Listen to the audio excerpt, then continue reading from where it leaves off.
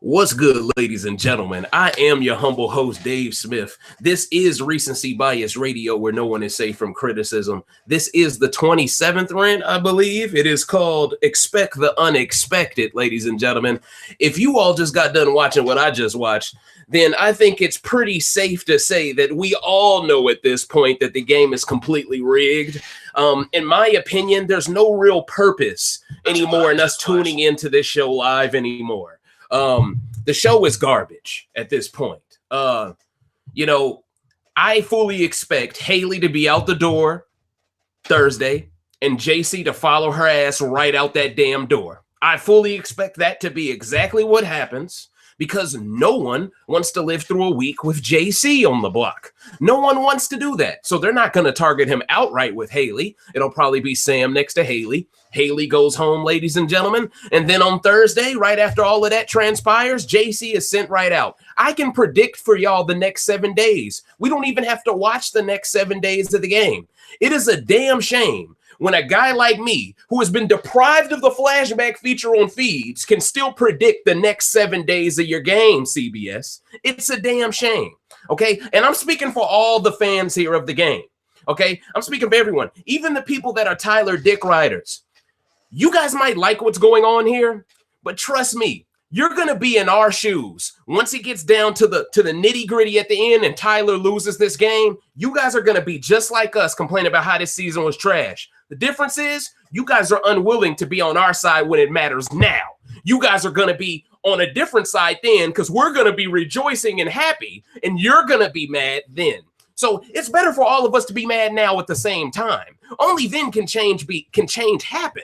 But see, as long as we stay divided, because everyone has their own agenda, okay? And I'm going to break down what's really going on, ladies and gentlemen. I am seeing so many former house guests, so many alumni of the game. I am seeing so many of these people turn the other cheek to this pregame alliance that has already been confirmed. These same people will comment on a whole bunch of other stuff Real Vegas for sure says, but they don't comment on that. By the way, ladies and gentlemen, do y'all like the Recency Bias Radio t-shirt? Man, shout outs to my OG, man. She went ahead and surprised me and sent it to me. I truly appreciate it. But ladies and gentlemen, at the end of the day, okay, let's truly break this down. Do you really want to know the reason why all of these people all of a sudden are acting like they're fans of Casey? I'm seeing people put certain characteristics into Casey's game that she doesn't have in her locker. But because everyone despises everyone else, it's so easy to pick the lesser of the other two evils and say, KC is my pick to win. Oh, it doesn't take a fucking rocket scientist to say it now. Now, if you would have predicted that maybe before jury happens, maybe I give you a little bit of credit for that. And a few people did do it, so they deserve their credit for that. But my point is, now all of a sudden, whipping out of your ass, oh, Casey has a great shot of winning. That doesn't show me you have any game acumen.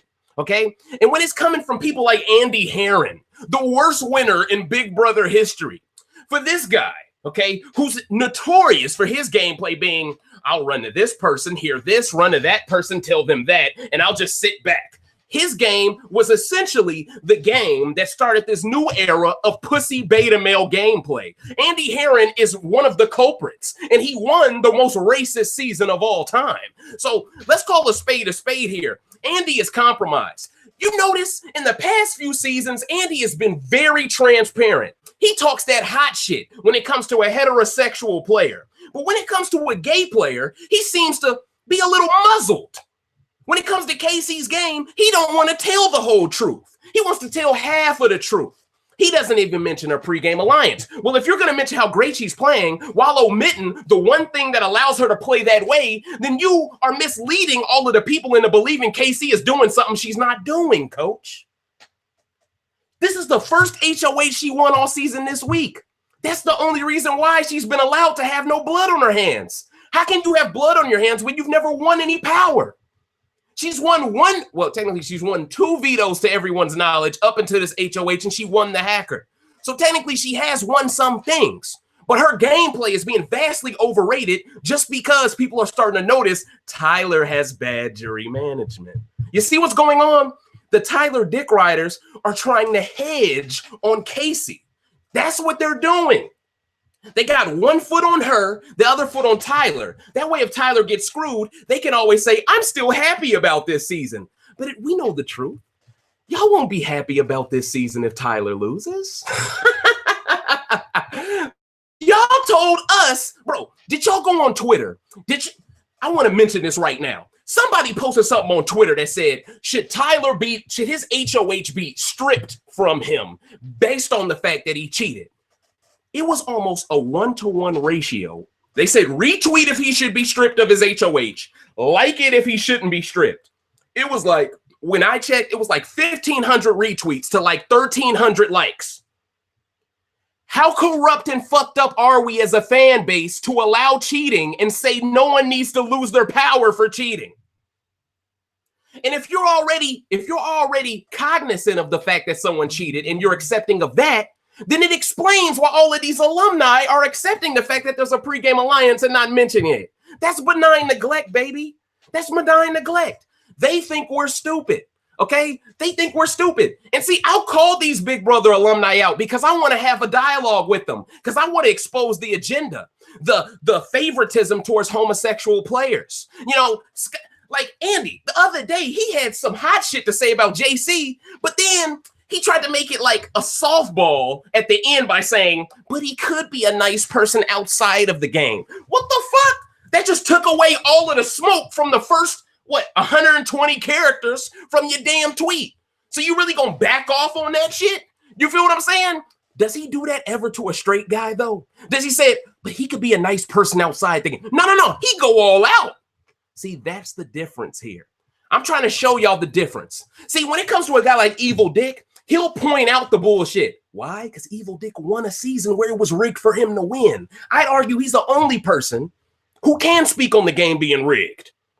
Everyone else, if they speak on it, it takes away from what they did in their season. Oh, they don't want that, because then it takes away their own credibility and voice on social media. Oh, snowball effect. Now all of a sudden people go, well, if you're admitting to this being rigged, then clearly your season was too, bro. And then before you know it, they put their foot in their mouth. No one wants that. So instead, let's act like Casey is playing a magnificent game when she hasn't done anything. Let's do that. Okay? Done absolutely nothing. And the fact that people label her nice. Did y'all forget she came after Scotty because she knows she could, because he was a coward, because he was a nerd? She bullied him. Did we forget that? What about the week before? She bullied Rockstar when Rockstar was right about her being the hacker. How quick we forget these things, but we label her nice just because she works with Tyler. I mean, this is crazy. You feel me? Swaggy forgave Caitlyn when Caitlyn called him an idiot in the damn storage room. That was an act of niceness. No one ever speaks on Swaggy post him being eliminated like he was a nice guy. Unless they're fans of him. No one reveres Swaggy in that way. No one forgets the bad parts of Swaggy's game. They remember because they choose to. But then when it comes to Tyler's side, everyone chooses to only remember the good. So trust me, a couple of weeks from now, people are going to act like he never cheated in that damn HOH comp. And I can't help but notice that in that veto comp, Scotty's seem to be a little bit more sensitive than all the others.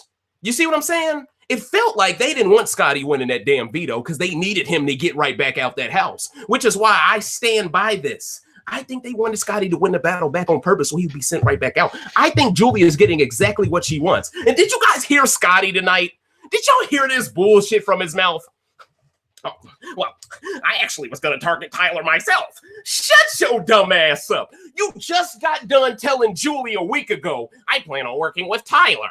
You come in the damn house, you have a shot at HOH and you throw the shit. I don't care what no one says. You threw the shit, coach. You threw it, okay? And you were joking the entire comp like it wasn't shit to you. Everybody else is exhausted. You're like, let me be a comedian today. That's not even your social game to be the comedian. But you want to do this now during an important comp that has to do with your second life in this game. He didn't even take his battle back second chance seriously. And I feel like Scotty's fans should feel embarrassed. Because y'all spent a week saying Scotty was robbed. Faisal's an idiot. Scotty comes back over Faisal. He gets his vengeance in that move alone. He gets his vengeance. And then he comes back and completely flops. Okay. Then he's talking to Julie tonight and he sounds completely full of shit. And literally, as soon as the goodbye messages happen, all of a sudden Scotty says, well, that's why I wanted to get close to Tyler, because I already knew that he had something to do with Swaggy going home and he was in on everything. Okay, so which one is it, Scotty? Were you really trying to get close to Tyler, or were you always trying to target Tyler? See what I'm saying? This is revisionist historian shit. When you were dealing with someone, and Tyler, oh my, you know, I don't even give a fuck. I'm jumping everywhere. This is a freestyle rant right now, okay? Anyone can get the smoke. For Tyler and his goodbye message to all of a sudden out his game, now that Julie has told the whole world Tyler's had bad jury management, now that the whole house knows he has a showman's going, okay? A fake one at that. But now that Tyler is looking a little messy, all of a sudden he starts telling Scotty. First off, he prefaced everything he told Scotty with bullshit first. He lied to him dead to his face, said, Scotty, the reason why I lied to you and I sent you home this week is because you have the best social game in the house. What the fuck? And Scotty is so damn thirsty for acceptance that he didn't even look at that comment as condescending. That was condescending. Scotty, he was placating to your own insecurities because you have self-proclaimed yourself as saying that your social game is the best part of your game. So what better way for Tyler to show you how much he knows you by saying your social game is the best part of your game? But he doubles down on it by saying your social game is better than his, even though he used his social game to fool you completely. And you bought it. But you're supposed to be the nerd archetype that's the super fan. What is going on? This is why I start to believe what people are saying. There's a rumor mill going around that Scotty was paid off to give this game to Tyler. There's a rumor mill going around. People legit believe Scotty was paid off to go all out in the battle back, but as soon as he came back in the game, as soon as he guaranteed he made an extra amount of jury stipend money from an extra week in the game, it feels like he immediately turned off. He did everything he could to give everyone on level 6's side information for themselves to last longer, but it felt like he never gave any information for himself to last longer. That's the problem. I don't even know what his speech was about. Okay, he cursed in it. I don't even know what he said. He said, if you don't vote for me today, you can suck it. I don't even know if he did some Triple H shit. I don't know what the fuck Scotty did. I mean, do any of y'all know what he said? Were anyone reading lips? I'm confused, coach. But my thing is, what is up with all of these players leaving and then having some hot shit to say? Say that hot shit in the game. Say that hot shit when you HOH. Say that hot shit after you win a veto. Say that hot shit sometime during the game so it can get some type of reaction out of someone. But most importantly, where was this shit at when KC had the smoke for you, Scotty? Was the Stockholm Syndrome that strong that you couldn't come for daddy? Daddy? I just don't get it, man.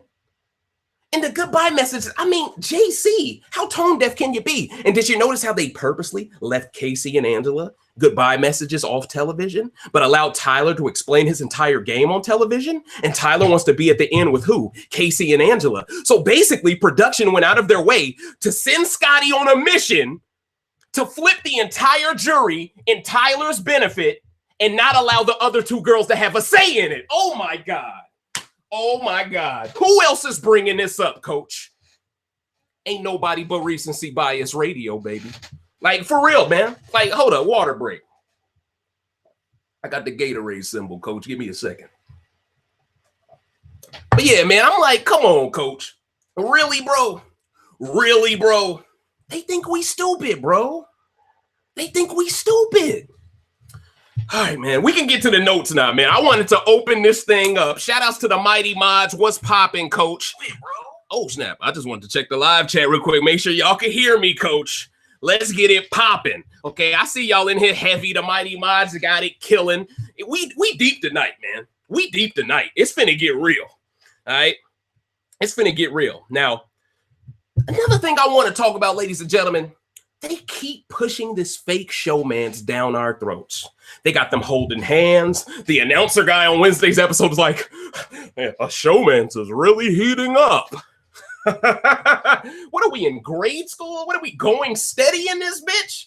What is this shit? Are we getting cooties and shit at a slumber party? What is this? Heating up is holding hands and kissing? That's heating up? Like, what?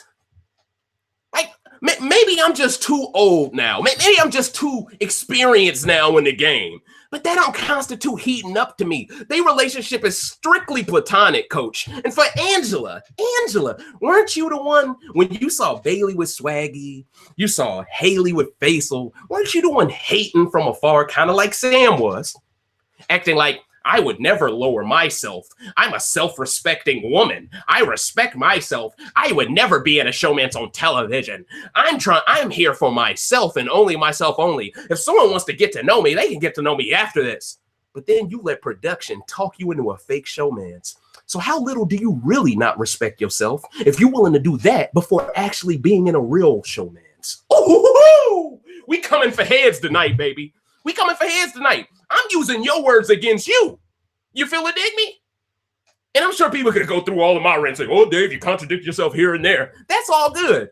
But the majority of the time, I'm right, baby. The majority of the time, Angela's wrong. Okay? But man, I just don't get this shit, man. Like, they're heating up. I mean, if it took them halfway through the game to kiss with a pregame alliance, then this showman's is White Walker cold, if anything. Coach, you feel it, dig me? Talk about his heating up. In what universe? Both these are cold-blooded mammals, okay? And Tyler's jury management is so bad, I could buy the fact that he would be into the mustache mistress. That's her new nickname, coach. I coined it tonight. If anybody takes it from me, hold them accountable, okay? I've given nicknames to everybody. Lifeguard Jesus, Mustache Mistress. You feel it, dig me? Like Haley of Troy. These nicknames are going to stick with them for a while, coach. I mean, they're on-point nicknames, okay? On-point nicknames. But yeah, so the Mustache Mistress, she gets Tyler going a little bit. Now, some people argue he's into her because she has a dude body. I'm not going to co-sign all of that shit, but I think it's pretty funny that people actually think that's a possibility. Tyler, you need to go ahead and crack that to take away all speculation. But anyway, but yeah, this relationship is not hot. You know, I could get Big Shaq to tell you it's not hot. But anyway, this once again shows the difference, though, between a showman's being 100% manufactured by production versus the two organic showmances the Hive had. But have y'all noticed, though, that Tyler and Angela are allowed to have humanizing moments together, while Swaggy and Bailey never even had really a week of safety to relax together, so they didn't get no shit together, okay? Both of them were targets week 1 and week 2, okay? That's not by coincidence, okay? And then you got Haley and Faisal, who were always perceived as the showmans by the house guests, but production went out of their way to never give them any real moments together until they were on the block together. Okay? So this just goes to show you, they will give a visibility spike to the showmans they prefer. Period. End of story. They don't care about telling a true story when it comes to these showmances. And it's like someone told me, they needed an all-white showmans. They needed it. That's why they created one and didn't let it happen naturally, because they needed one. And honestly, I can believe that they wanted one this bad if they work this hard to throw people of color under the bus. Okay? It's that simple. All right? But yeah, so I know one thing. If Scotty goes back to that damn jury house and he somehow tries to work for Tyler to convince people, then we'll definitely know he's being paid off to do that shit. Because that doesn't behoove him at all to do none of that shit. First off, they're going to see the tape anyway and see what Tyler did to you, Scotty. So fuck your goodbye message. Now, there's people telling me that, oh, well, when they get to the jury house, they get to see all of the goodbye messages. Now, I'm pretty sure it wouldn't be fair for the other jury members to see someone else's goodbye messages, because that would allow them to be in on information that wasn't meant for them to see. So I don't know if they sequester him or if they show it to him in a private room before they sequester him. I don't know how that works exactly. But my point is, the fact that they left out Angela and Casey's confessional, and Sam's for that matter, and Sam actually cared about Scotty, the fact that they left those three women out, only included Haley, let Brett and JC, for the most part, just say a whole bunch of hoopla, like, oh, we went with the numbers, basically, made them look like followers. And then you got Tyler taking credit for everything. But lying, he prefaced everything with a lie, though.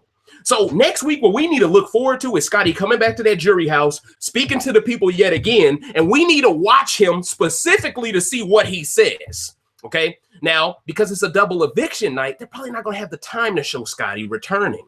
So I expect them to wait another week before they show Scotty coming back to the jury house. So we might have to wait 2 weeks before we even see if Scotty's doing Tyler's bidding. And even then, they might omit that from the edit of the sequester house. They might omit that on purpose because they don't want to be perceived as cheating for Tyler. But if you look at that goodbye message, it's clear as day. Someone pulled him to the side, the same way they pulled Angela to the side and said, hey, you need to start doing your goodbye messages better because motherfuckers ain't buying the bullshit from you. Okay? Period. End of story. Period. End of story. People ain't buying the bullshit. And see, we knew this because we knew Bailey would want some smoke. We knew Rockstar would want some smoke. But did you guys peep in today's episode? Scotty's revealing all of this information to Brett right by the pool table, right? He tells him information like, oh yeah, Rockstar is really mad at you in your goodbye message, but she's more mad at Angela.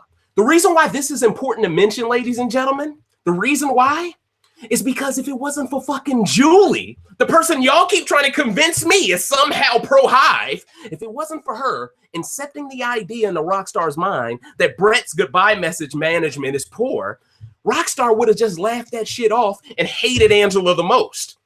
But if she just contemplates hating Brett as much as Angela, that helps Tyler's game. See that? See that? Subtly, it helps his game. There's no denying this. Because if there is someone that's mad at Brett as much as Angela, then that means one more person next to Tyler in Brett means Tyler gets that vote from Rockstar. So Julie did her job. So stop believing this bullshit.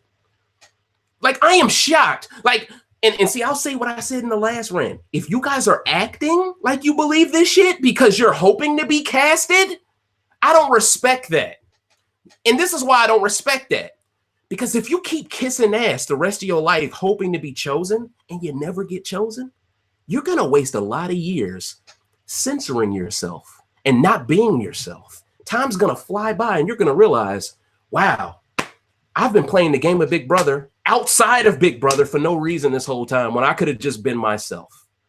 You feel me? And that's my problem with Andy Herron. But see, Andy Herron's already played the game. He already got his 500 stack. So I don't get why he's censoring himself. It doesn't make sense. You got your bread. Is there some NDA or something where if you speak bad against the company, you lose your money? If that's the case, Evil Dick would have lost money years ago. So I don't believe that's a rule at all. I just think Andy is picking and choosing who he's hard on. And if you're gay, he might have a hard on looking ass. Okay? Let me call a spade with that shit. I ain't with that favoritism shit. You lose credibility when you start showing favoritism towards someone depending on if they like a vagina or a penis. That has nothing to do with their gameplay. Period. Period, coach. Man, I'm finna unleash, man.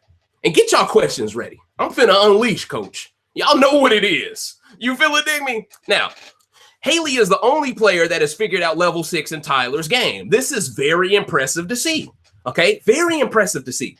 That by itself should win her the AFP. And I'm seeing a lot of black women hating on Haley, man. They're like, Haley won't even be in a facial in 2 years. She'll be Nicole. She'll come back and sleep with another guy. She'll win the game. And it's like, whoa, where is this hate from Haley coming from? Like, damn, she the last one left. We gonna hate the last one left? I mean, goddamn. Are you a level 6 fan now too? What the fuck is going on here? I don't get where the hate for Haley is coming from. I don't know if it's just pro-Scotty love that makes you hate Haley. So you're kind of like trying to talk yourself into, Haley must go. I hate her. She doesn't deserve AFP. I don't know what that's about, okay?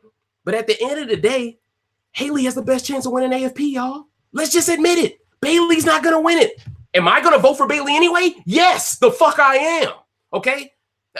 Look, last time I voted for Dominique despite the fact Cody won it. Like, people forget that shit. I voted for Dominique anyway. Okay? So no matter what I might say about her speaking in tongues, I still voted for her for AFP. You see what I'm saying? So when it comes to my AFP vote, I always reward the person I think got hosed the most. Technically, Swaggy got hosed the most.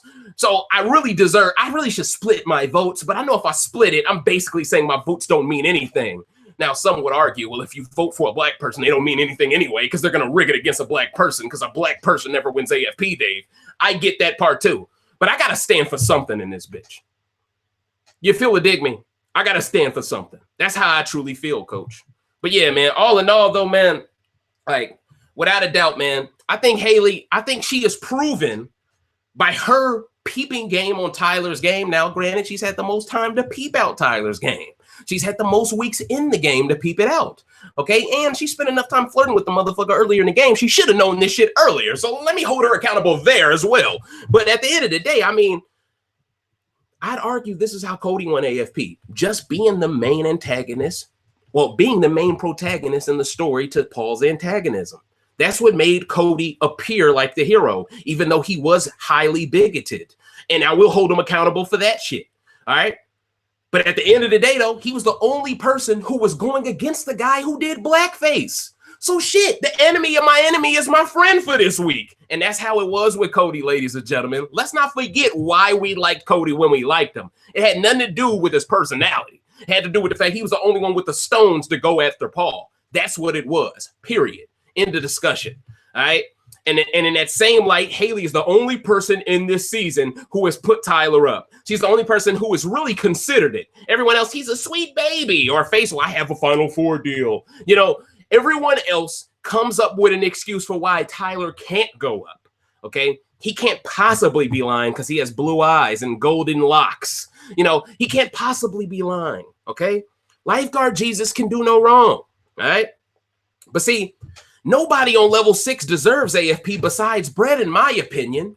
And, you know, as early as yesterday, people were suspecting that Brett would fight extra hard to save Scotty. I knew he wasn't going to fight extra. Why would he fight extra hard to save Scotty? That's a lost cause. You fight extra hard to save Scotty, you're going to wind up being caught in that double instead of JC. Come on, man. Self-preservation at its finest. I don't blame Brett at all.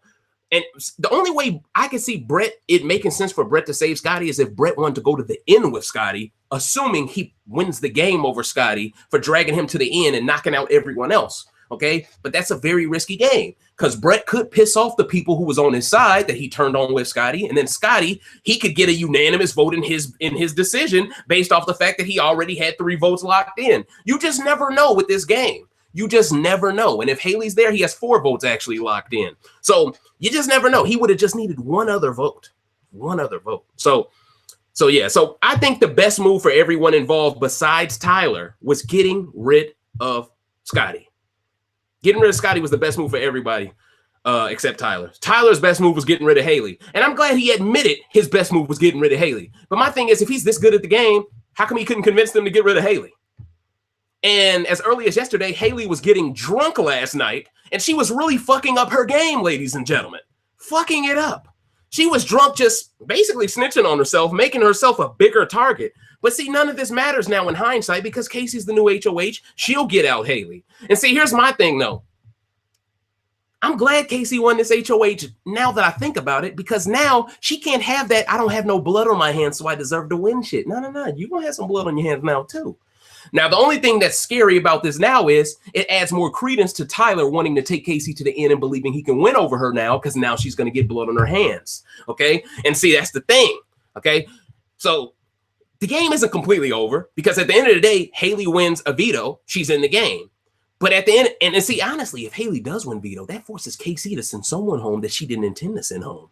Ooh, that could be good because then she gets even more blood on her hands for sending someone home that she wasn't supposed to send home. Most likely they send JC home on Casey's HOH, a gay person sending another gay person home. JC won't forgive her for that shit. He won't. And did you notice how JC, for all the bad shit he talks about Haley, he can't stop wearing her Texas A&M hoodie? I mean, he's worn it in 2 straight episodes. Take the shit off, coach. Give it to her. Let her wash it. All right? But anyway. You know, and I was watching Feast the other day. JC's crying. He's salty in the kitchen talking to Sam, complaining about production. How dare they reward them with a Labor Day party where they can get drunk? That's not fair because I'm on slop this week. That's not cool. Motherfucker, this is the first week you've actually been on slop and not cheated slop. So if anything, I'm glad they did this shit to your bitch ass. You feel it, dig me? Maybe if your ass was following the rules, maybe they would have gave you a day to celebrate on Labor Day. Maybe. But kudos to you, production. Kudos to you. Let that motherfucker feel what it's like to play the game for once. That's what's really real. I just wish y'all would let Level Rig over there. I'm about to just call him Level Rig from now on. Fuck the 6. Level Rig. But, you know, y'all don't want to hold Level Rig accountable. But it's cool, man. I ain't even tripping on that. But anyway, so yeah, so so I was basically talking about Haley and whatnot. So Tyler has never been a good liar, okay? But when you have production making him seem like an angel in the DR, no one, including Swaggy, could catch on to his BS. And when you got a super fan like Swaggy in that DR, he is looking for hints. You know, I was listening to Russell Hance's podcast. If y'all don't know this, Russell Hance recently played Survivor, Australian Survivor. I can't say Survivor Australia. Two different things, technically. He was recently playing Australian Survivor. I'm not going to get into spoilers or nothing, but something that was very eye-opening about Russell Hance's experience with Australian Survivor was, on his podcast, he admitted that the production crew in Australia didn't give him any confessionals. They never took him for a walk. Why am I mentioning this, ladies and gentlemen? It's because a guy with the acumen of the game, like a Russell Hance, he is looking for questions, leading questions to hint him as to who is turning against him, who is paranoid about him, who is all in with him. That's what a great player does. They take that question, they answer it the way they know the producer wants to hear it, but they also keep it in their mind buried that they ask that question because there's clearly something up with me and this player that I need to read deeply into. By them making Tyler seem like he's not full of shit at all to Swaggy, but at the same time making every other house guest think Swaggy is this cocky bastard. You know, the fact that production would say, hey, Swaggy, you got to wear your gear. Then in the DR, go to every other house guest and say, isn't he cocky for wearing all his gear? They set him up for it. Okay? And see, they set up Russell Hance the same way. He takes the chance of coming to a foreign territory to play a game. Now, granted, I believe it was just in Fiji, but my point is, it was a foreign territory in terms of the production crew was foreign. Okay, he plays an Australian-based game. They're all about mateship and shit like that in Australia. They're not about making big moves and blind sides and all this other stuff. And I'd argue Tyler's game isn't about blind sides. As much as everyone wants to say Level 6 has been blindsiding people all game. No. In my opinion, Tyler's gameplay, look, if Brett had it his way, they would really be playing a blindsiding game. And they'd be blindsided each other. And it'd be a great season because of it. But when you just got one team that just goes to the end in a cohesive group, and then hear Derek Levasseur tonight give them credit for this, as if the three of them didn't know each other before the game started. How do you judge them on the same scale as all the other alliances from Big Brother's past then? That's not even fair. That's not fair at all. They're playing with a handicap in their advantage. How can you honestly say anything that they do is impressive when the game was spoon-fed to them to do this? I just don't understand it. Now, I get it. Derek Levasseur, he has somehow flipped this Big Brother fame into a TV show that is very successful. So he knows where his back is scratched, he can't bite the hand that feeds him, so to speak. This is a political move by his end to not say anything too detrimental to the brand. He has to always come back, and he always has to be a nice company man, the same way Julie will always be a nice company woman. But in that same token, all of these people seem to be so pro Level 6. We didn't see Julie have any type of defense for the hive in front of Derek. She just let Derek go ahead and say what he wanted to say. You feel me? She didn't critique anyone from Level 6 negatively. Matter of fact, has Julie ever critiqued anyone from Level 6 negatively? You know, if she's truly pro hive, how does she never have anything bad to say about anyone in the hive? Never. Even when she's just introing an episode, she doesn't have nothing bad to say. She won't even admit the showman's is fake. Julie does absolutely nothing to let back the curtain to show us the bullshit. She does absolutely nothing. And she has no incentive to do it because she is an extension.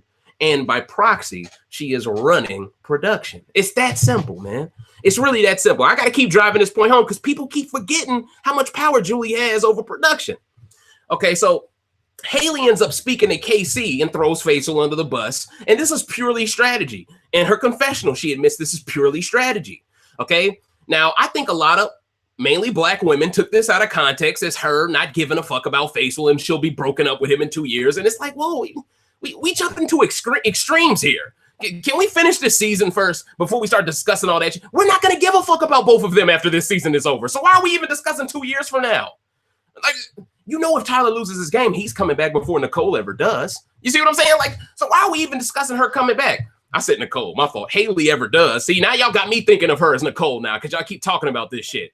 But anyway, but yeah, so Haley does the right move with Casey. She flirts with her. She sleeps with her.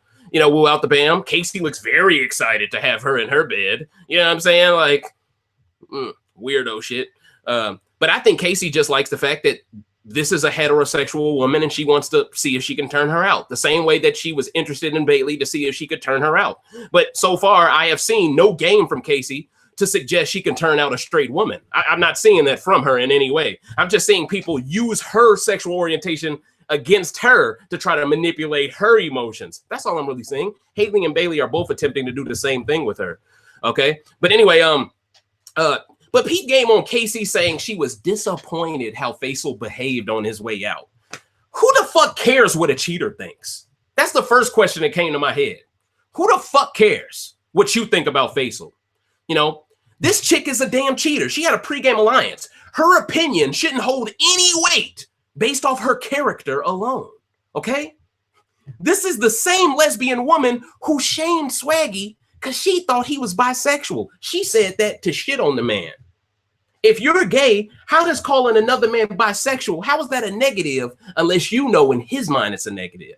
So no matter how you view what you said, it still was in bad taste because even you are proving that gay can have a bad connotation in a gay person's mind.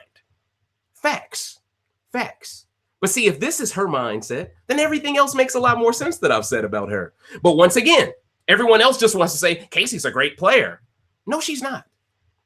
No, she's not. Anyone that has a pregame alliance can't be a great player. Okay? That's like saying if the NBA draft is rigged, right? That's like saying if the NBA draft is rigged and somehow, let's just say the NBA draft was rigged and somehow LeBron got drafted to the Lakers that already had Kobe. Tyler fans, KC fans, y'all the type of motherfuckers to say, you know what? The Lakers won this shit fair and square. Ding! That's y'all motherfuckers. I'm the type of motherfucker go, something ain't right with this shit. And honestly, the Lakers did do that with James Worthy. But that's neither here nor there. How the fuck did they get that pick? But that's neither here nor there, coach. Let's not get too deep into sports, okay? But that's my point, ladies and gentlemen, okay? Like, when shit is predetermined to happen, it's predetermined. I'm calling this expect the unexpected for that reason. We don't even have to watch fees this week, and we know what's going to happen. Whenever you get to a point where there are 7 people left and we can predict what's going to happen, probably for the rest of the game, how it's going to go, I'm just going to make a prediction now. The order of people eliminated, it's either going to be Haley JC or JC Haley. That's guaranteed. Them two are going to be the next 2 out. Okay, so you have those 2 going. Final 5 is level 4, level rig, plus Sam. That's the final 5 right there. Okay, they get rid of Brett in the final 5 unless he wins HOH. Now it's Sam, the 2 girls, and Tyler. Tyler most likely gets rid of Sam first. But see, what I would love to see is to see if one of these women have it in them to cut Tyler. Because it's all about who wins veto, ladies and gentlemen. Let's not forget this. It doesn't even matter who wins HOH in the final 4. It matters who wins veto. Which is why I would love to see Sam pull out the HOH somehow to really cause a stinker. Because now you got the 3 people who thought they'd be at the final 3 together. They just got rid of Brett. Now you got to eat each other. And now it comes down to the point of, do I want to win this veto? I think Tyler is such a pussy. He's the type to not want to win the veto if Sam's HOH because he don't want to be the one to choose between Casey and Angela.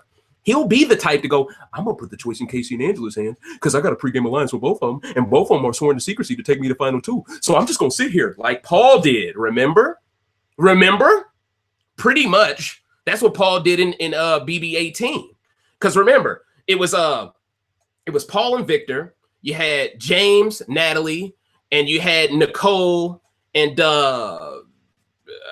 Corey, right? And Paul's entire plan was, okay, Victor's gone. I need to pretty much turn these people on each other. And then all of a sudden, I need to get rid of one of each group of 2. And then it was Nicole, Paul, and James. And he made the mistake of not taking James. Okay. I could see Tyler doing the same thing, allowing these groups to allow these two women to decide for themselves who goes to the final three. Okay, but see, the thing is, if I'm these two women, let's make the final three all women. Let's cut Tyler out of it completely. If Casey has the stones to do that, she deserves to win. But if she drags Tyler to the end and gets rid of Angela, she deserves to fucking lose.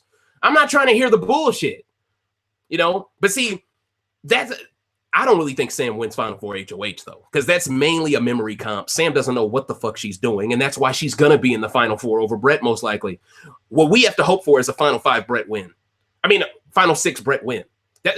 That's what Final 5 Brett win. Yeah, like I said, we got to hope for a Final 5 Brett HOH win. If he does not win HOH Final 5, then I think we can pretty much sew it on up at this point that Tyler's going to win based off the fact that Scotty's been paid off to rig this shit in the jury house. But see, I can see someone as awkward as Scotty who thinks he's such a good social player. I can see him, hey, Bailey, would you consider voting for Tyler? Because he told me he had the second app. I think that's the reason. So I can see Bailey hearing that and snapping like, so this motherfucker framed me for a hacker because I didn't tell him about an app I had, and he incriminated me even further by implying I was this bad person, and then he got his girl to do the dirty work, and now this motherfucker expects me to vote for him when his bitch ass couldn't be 100. I can see Bailey in her mind losing it based off that shit. And see, that's what I was hoping for, ladies and gentlemen. I was hoping for him to have to use the app on himself, shock everyone, and then all of them lose trust in him. But because the game is so rigged, he never had to use it. It was just insurance, baby. Same way Paul had that insurance. He didn't really have to tell anyone he was safe. But as soon as Cody tried to put his ass on the block, all of a sudden he stands up. The pendant of protection or whatever the fuck that shit was. You see what I'm saying? So no matter how you shake it, ladies and gentlemen, man, they're going to make sure Tyler makes it to finale night or at least the final week. I think he's guaranteed to be on finale night, though. I think Sam's sole purpose, because I was looking at Real Vegas for sure. I was looking at the Twitter handle, and they were basically alluding to the fact that production wants either Sam, JC, or Haley to win this HOH. Here's the thing. JC had no chance of winning this HOH. No chance. All right. He's too short. He couldn't have pulled off this HOH. I think it was just impossible for him. Sam, I don't think she has the hand-to-eye coordination. Let me take that back. She's a welder. She does have good hand-to-eye coordination. I don't think she wanted it bad enough, let alone had the skill enough to balance that ball like that. And then with Haley, she was playing against like 5 people in this competition. I mean, she's not going to win this. You see what I'm saying? It's just the odds are too stacked. That's why our last hope was Brett winning it and somehow hitting first on one of these women. Then all of a sudden the game opens up because now Brett is struck first. And that's another thing I want to give Brett credit for.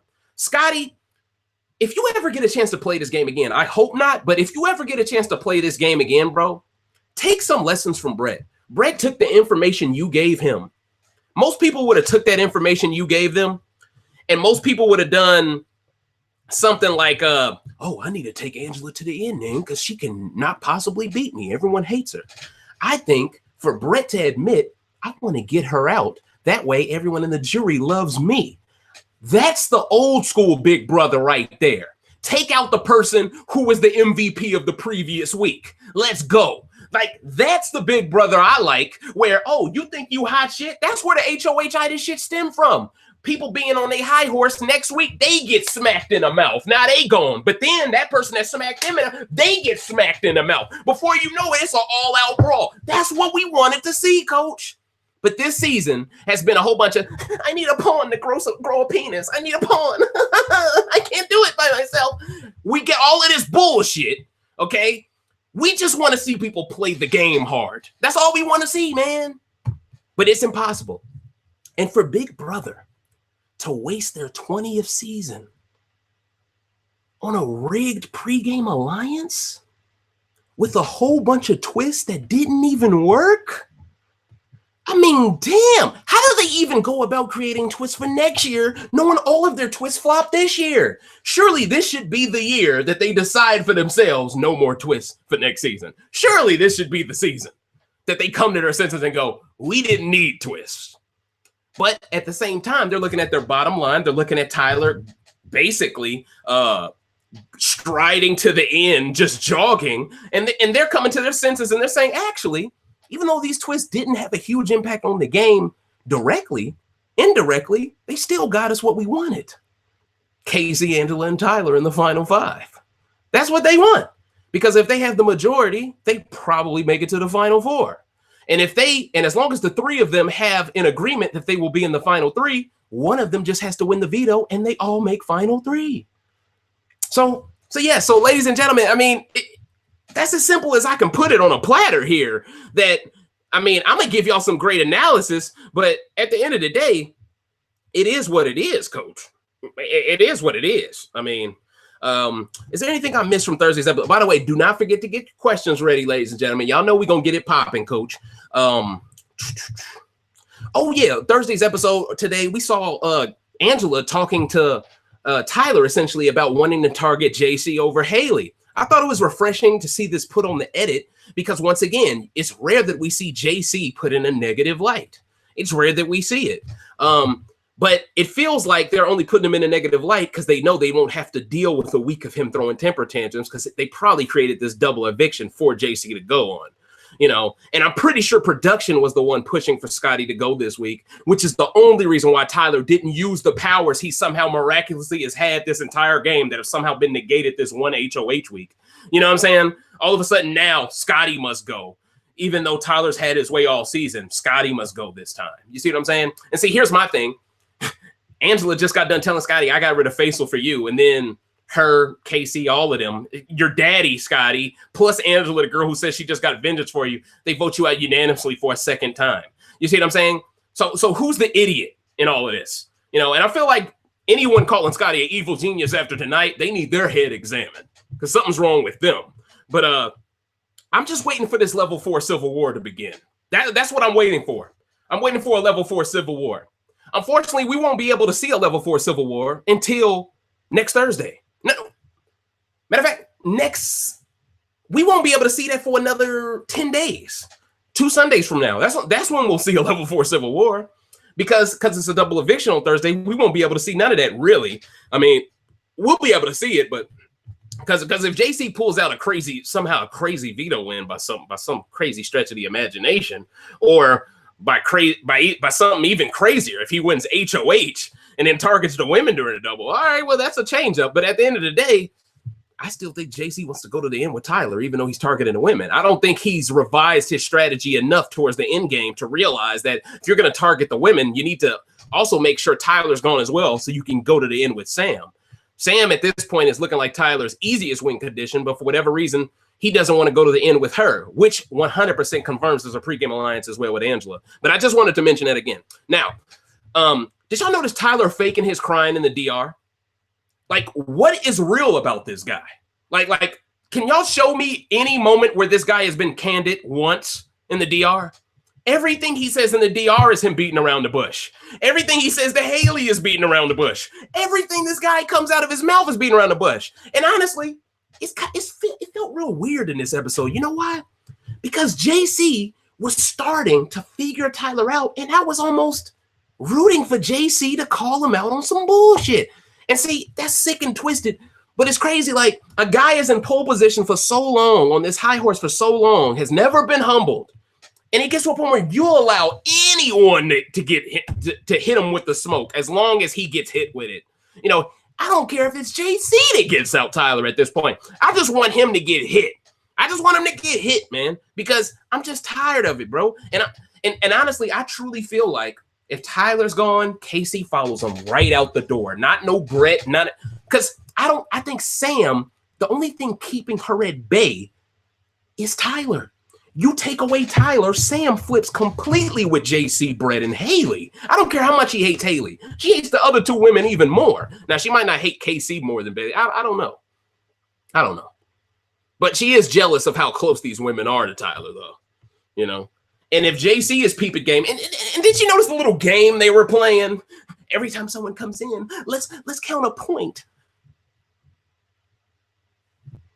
Y'all think I'm dumb enough not to know that production gave y'all the idea to come up with that game? Y'all think I'm dumb? Angela isn't clever enough to think of a game like that. She isn't even fun and lighthearted enough. She's cold-hearted. She isn't lighthearted enough to come up with that game herself. Tyler isn't funny enough to come up with a game like that himself. Hell, I don't think they're even smart enough to come up with the idea of, hey, let's start a show, man's me and you, because we'll get on TV more. I don't even think they were smart enough to see that in hindsight. I think all of this 100% is someone throwing 5 stacks at him and saying, look, we need a kiss on TV. I can give you $5 grand under the table right now. What's popping? You feel what I'm saying? Like, that's what it feels like right now. All right. It feels like they're doing Taz from Big Brother Canada, but the Taz and Marsha the Moose ain't in the edit. That's what it feels like, coach. That's what it really feels like. I'm just being honest. A lot of this shit. And did you notice how they put the straightened hair from Tyler in Wednesday's episode? Yeah, let's stick this in right before a showman segment. It won't make any sense, but let's make sure to show this scene, but leave out the part when Faisal was in the bathroom and saw him. That way it seems like he got his hair straightened during his HOH week. So does that mean that they rigged the HOH comp just to show the straightened hair scene? You know, you got to ask these questions. You got to ask these questions because something tells me they would have never showed the scene if Haley wins HOH because they rigged it so she couldn't. Because it would be out of context. Because why would Tyler be happy if he's on the block? Why would it even be a segment about him straightening his hair when he has to worry about his own fucking game? You see what I'm saying? So all of these things are interconnected, ladies and gentlemen, okay? They're woven by web, okay? Like, that's what's really real, you know? But anyway, but yeah, so Tyler's fake crying in a DR, he literally did the same exact fake cry he did when Steve was in the game during week 1. He literally puts his hands over his eyes. Then when he lets his hands go, there is absolutely no gloss. There is no precipitation. There's no moisture. You know what I mean? Like, it's extra dry, coach. I can see the little sleep crud, the little eye booger in the cut, coach. He's not doing nothing for me, coach. All right. But what I want to know is why did he start fake crying just because Angela wanted JC out before Haley? Like, it literally switched right from Angela in the bed talking to him about wanting JC out over Haley to all of a sudden Tyler having a confession like, oh my God, no. I'm thinking in my head, like, this is very moist, right? Why is he so emotional about her just saying what is the problem? And y'all got to also take into context here. They tip Tyler off so much on what's going on. He probably knows at this point, or at least at the point where he had that DR confessional, that there would be a double eviction coming up, okay? So I don't even know why he's complaining about this. It doesn't matter what order they go as long as they both go before Final 5. I mean, really, it doesn't matter, all right? But yeah, so I already mentioned that. I already mentioned that too. Dang, I freestyle a lot of these notes, coach. Like I went ahead and just gave y'all the Big Bang Theory real quick. You feel it, dig me? But yeah, so personally, I don't think Tyler is clutch enough. Well, hold on. I may have. Okay, yeah. So this is based off the idea that I believe it's going to be level 4 plus Sam in the Final 5. I don't think Tyler is clutch enough, though, based off how many comps have been rigged for him already, for him to win out if Brett or Haley could have won this HOH tonight. I think if they win the HOH tonight, they're able to get rid of one of Casey or Angela. I think they had a great shot in the double eviction of getting out Tyler. I think they had a great shot. But now in the double eviction, let's say by some stretch of imagination, Haley wins POV, she stays. The double comes, she somehow wins HOH. Mark my words, they are going to make sure that veto competition. Let's say she tries to backdoor Tyler, which I think would be stupid at this point. Just put him up on the block. Just put him up because you don't want him taking off another girl in Casey or Angela, and then you're forced to throw someone like Sam up. Next thing you know, Sam goes. The 3 of them are still there, and you choked just like essentially like Bailey did when she nominated Rachel. It would be the same choke job. I'm tired of people trying to backdoor. I'm tired of people looking for a pawn. You're playing in a rigged game. Put them up and say, let's go. Show me your Joey daddies. All right, let's fight. Okay, that's what I want to see. I want to see the line drawn and enough of this bull. Okay, that's what I want to see, man. You feel it, Damien? But yeah, I don't think Tyler's clutch enough to win out. I don't. And I think that's why they made sure he had 2 Olympic level athletes on his side that were women, because they don't look like huge competition threats on first glance. Now, maybe Casey does, maybe Angela does individually, but they don't look like, number one, they would work together, and they don't look like together they would be this dominant. But when you have production side, of course you'll be this dominant.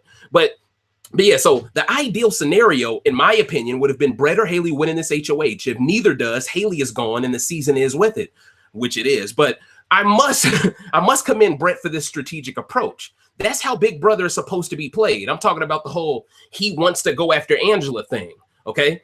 That's how Big Brother is supposed to be played. But Tyler got everyone playing this pussy-ass Division 2 Big Brother. Yeah, that's right. I call it Division 2 Big Brother.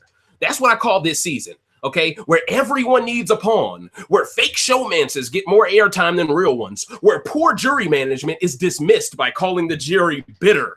You know what I'm saying? That's what this new level of Division 2 Big Brother is. When you have a winner like Josh Martinez as your nearest winner, that's what happens. The prestige of your game drops. When Marissa Jared Winokur wins the first season of Big Brother Celebrity, okay, when she wins the first season of Big Brother Celebrity, and I could call out, it was rigged from her. Literally, if y'all watch those rants, I called out the game was rigged from her from the first rant.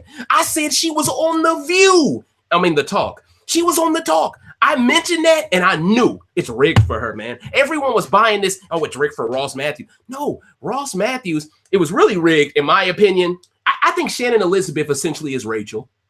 Marissa Jared Winokur is essentially Angela, and Tyler is essentially Ross Matthews.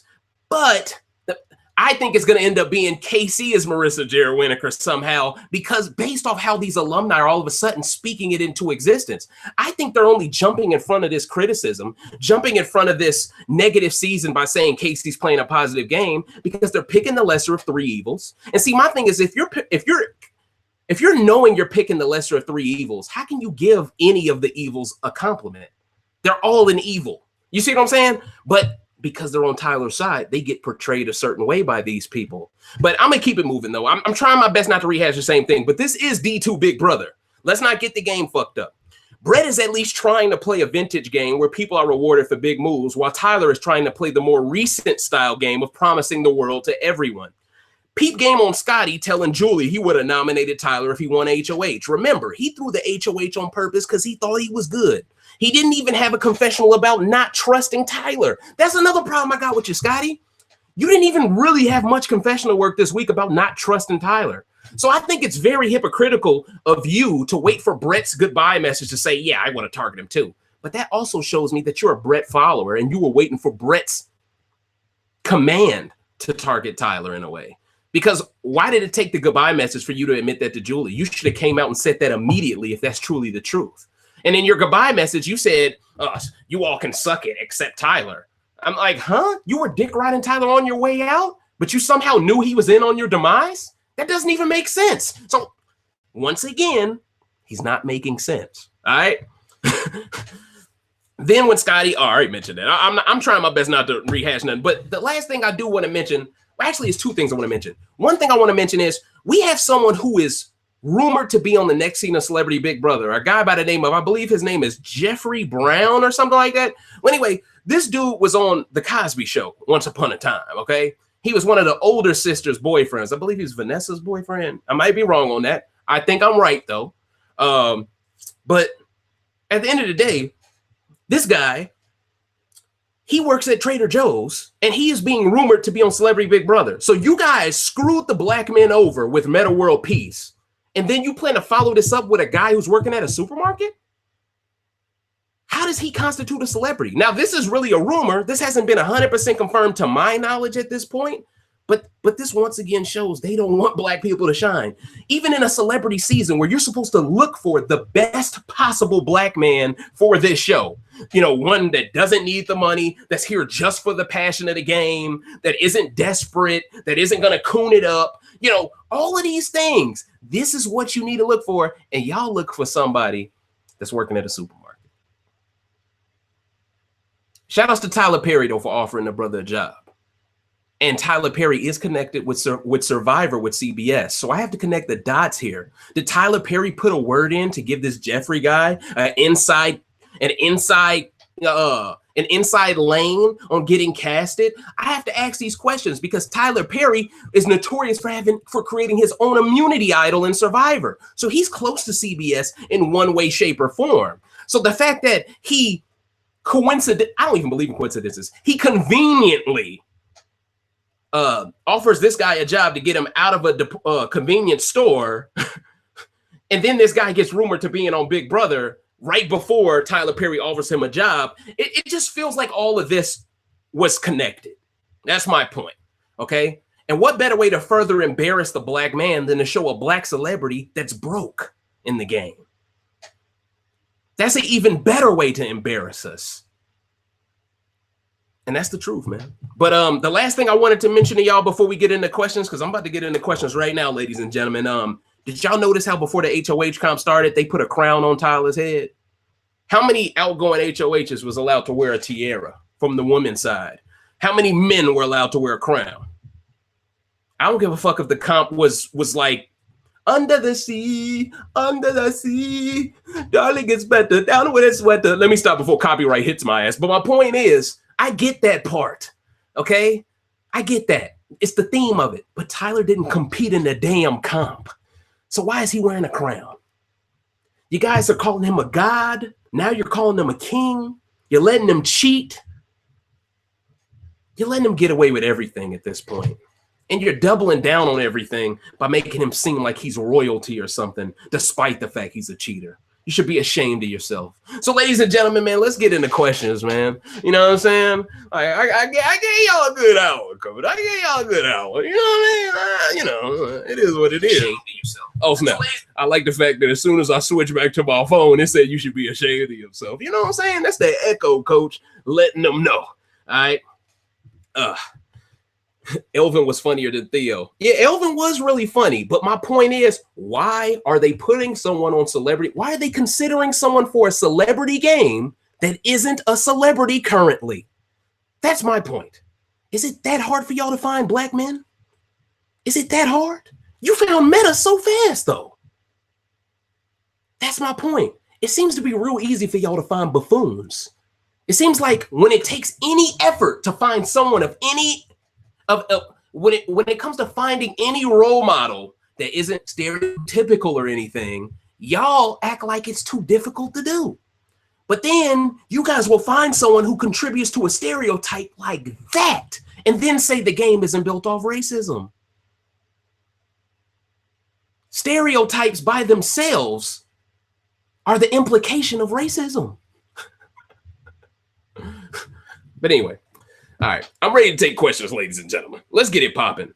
Question 1 from Ghost Hunter. Shout outs to one of the mighty mods. Where do your loyal followers get a kicking ass shirt like you got? What do you think will turn this shit show around? You know what, man? I might start selling merch, man. You know what I'm saying? I might, coach. You know what I'm saying? I mean, I was surprised with this tee. I was like, oh man, it's clean, coach. You feel to dig me? Like I'm finna low-key show up to the gym, you know what I'm saying? Showcase the talent with it. I'm low-key finna show up to the club, showcase it. Fuck your dress code. We low-key plugging ourselves, coach. You can't plug yourself. Who can you plug? You feel it, dig me? But I'm gonna look into it, ladies and gentlemen. I know y'all fuck with the brand a long way. But that's my answer to that. I mean, you know me. I'm not in any way, shape, or form really doing this for the money side of it. I'm doing it because we need to decode the matrix together. And I feel like the more people who can see what I see, the more I feel like I'm not alone in this, man. Because for years before I started this channel, I kept saying, I need to do something. I'm losing it watching these seasons. And each season that goes by, you grow up, you get a little bit more conscious, a little bit more conscious, a little bit more conscious. Eventually, man, it just piles on over and you're like, fuck it. And you just cut through all the bullshit and you get to it. Tyler Perry, Maxie A asked the question, how is Tyler Perry connected to Survivor? Well, I just said it. Tyler Perry helped design an idol that allowed you to see all of the votes before you played it. This idol led to a lot of winners because it's overpowered. If no one votes for you, you keep your idol. If they do vote for you, you use it. But since everyone is scared of your immunity idol being the Tyler Perry idol, no one risks the vote for you because they know you'll save yourself and they might go home in the process. So that's why. But that's me explaining that real fast. Marcus Rab asked the question, why did they cut out Haley and Scotty's veto speech? Ooh, that is a good question. To be honest, I didn't finish Wednesday's episode. I couldn't deal with no more of the propaganda. I'm just being honest with you. It got to a point where the veto competition was making me sick to my stomach. I mean, I was watching that comp thinking, this Faisal would whoop their ass at this shit. but they gave him some fucking so you think you can dance Omarion bullshit over here catching balls in the rain. Like, what is this shit? You know what I'm saying? You know, give a grown-ass man a comp. You know what I'm saying? Faisal, I think Faisal would have beat their ass in that comp. But that's neither here nor there. Maybe he would have been too heavy to beat their ass in that comp. Maybe I'm being maybe I'm believing too much in Faisal. I don't know. But at the end of the day, man, it's I don't know, man. I didn't see the veto speeches, so I can't really answer that question. I'm sorry about that, Marcus. Usually I do watch these episodes to the end, but man, this week has been excruciating. And trust me, next week's going to be even worse, okay? Because next week is essentially the week we would have gotten if they never would have reset it shit and made this season a week longer. So now they got to give us the double eviction to make up for the fact that they wasted a week of our time, okay? So, like, honestly, I really don't want to do another rant until Thursday. I just don't see the point, man. All we're gonna have on feeds is a whole bunch of people saying JC has to go if there's a double. That's all you're gonna see. Hey, we gotta make sure Haley doesn't win veto. That's gonna be the majority of the weekend. That's gonna be the majority of it. That's gonna be the majority of it, man.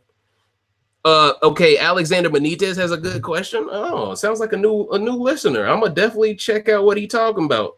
Jasmine, keep asking that question. I'm gonna get to you in a second. Did Tyler cheat on Swaggy C? Well, if you have a pregame alliance, you already cheated on everyone that wasn't in it. So yes, he did cheat on Swaggy C in some way, shape, or form. I'm looking for the new person. Give me a second. Oh, Jordan Johnson. Shout outs to another new person watching. Shout outs to you. Okay. Oh, it's lit right now asking about this t-shirt. Let's get it popping. You really me? Vote for Wendell Holland. Hold up. Alexander Benitez, he's a princess. Hold up. That's a question? What's going on, coach? Rapunzel? What the hell's Oh, he talking about Tyler. Okay, yeah, that motherfucker do.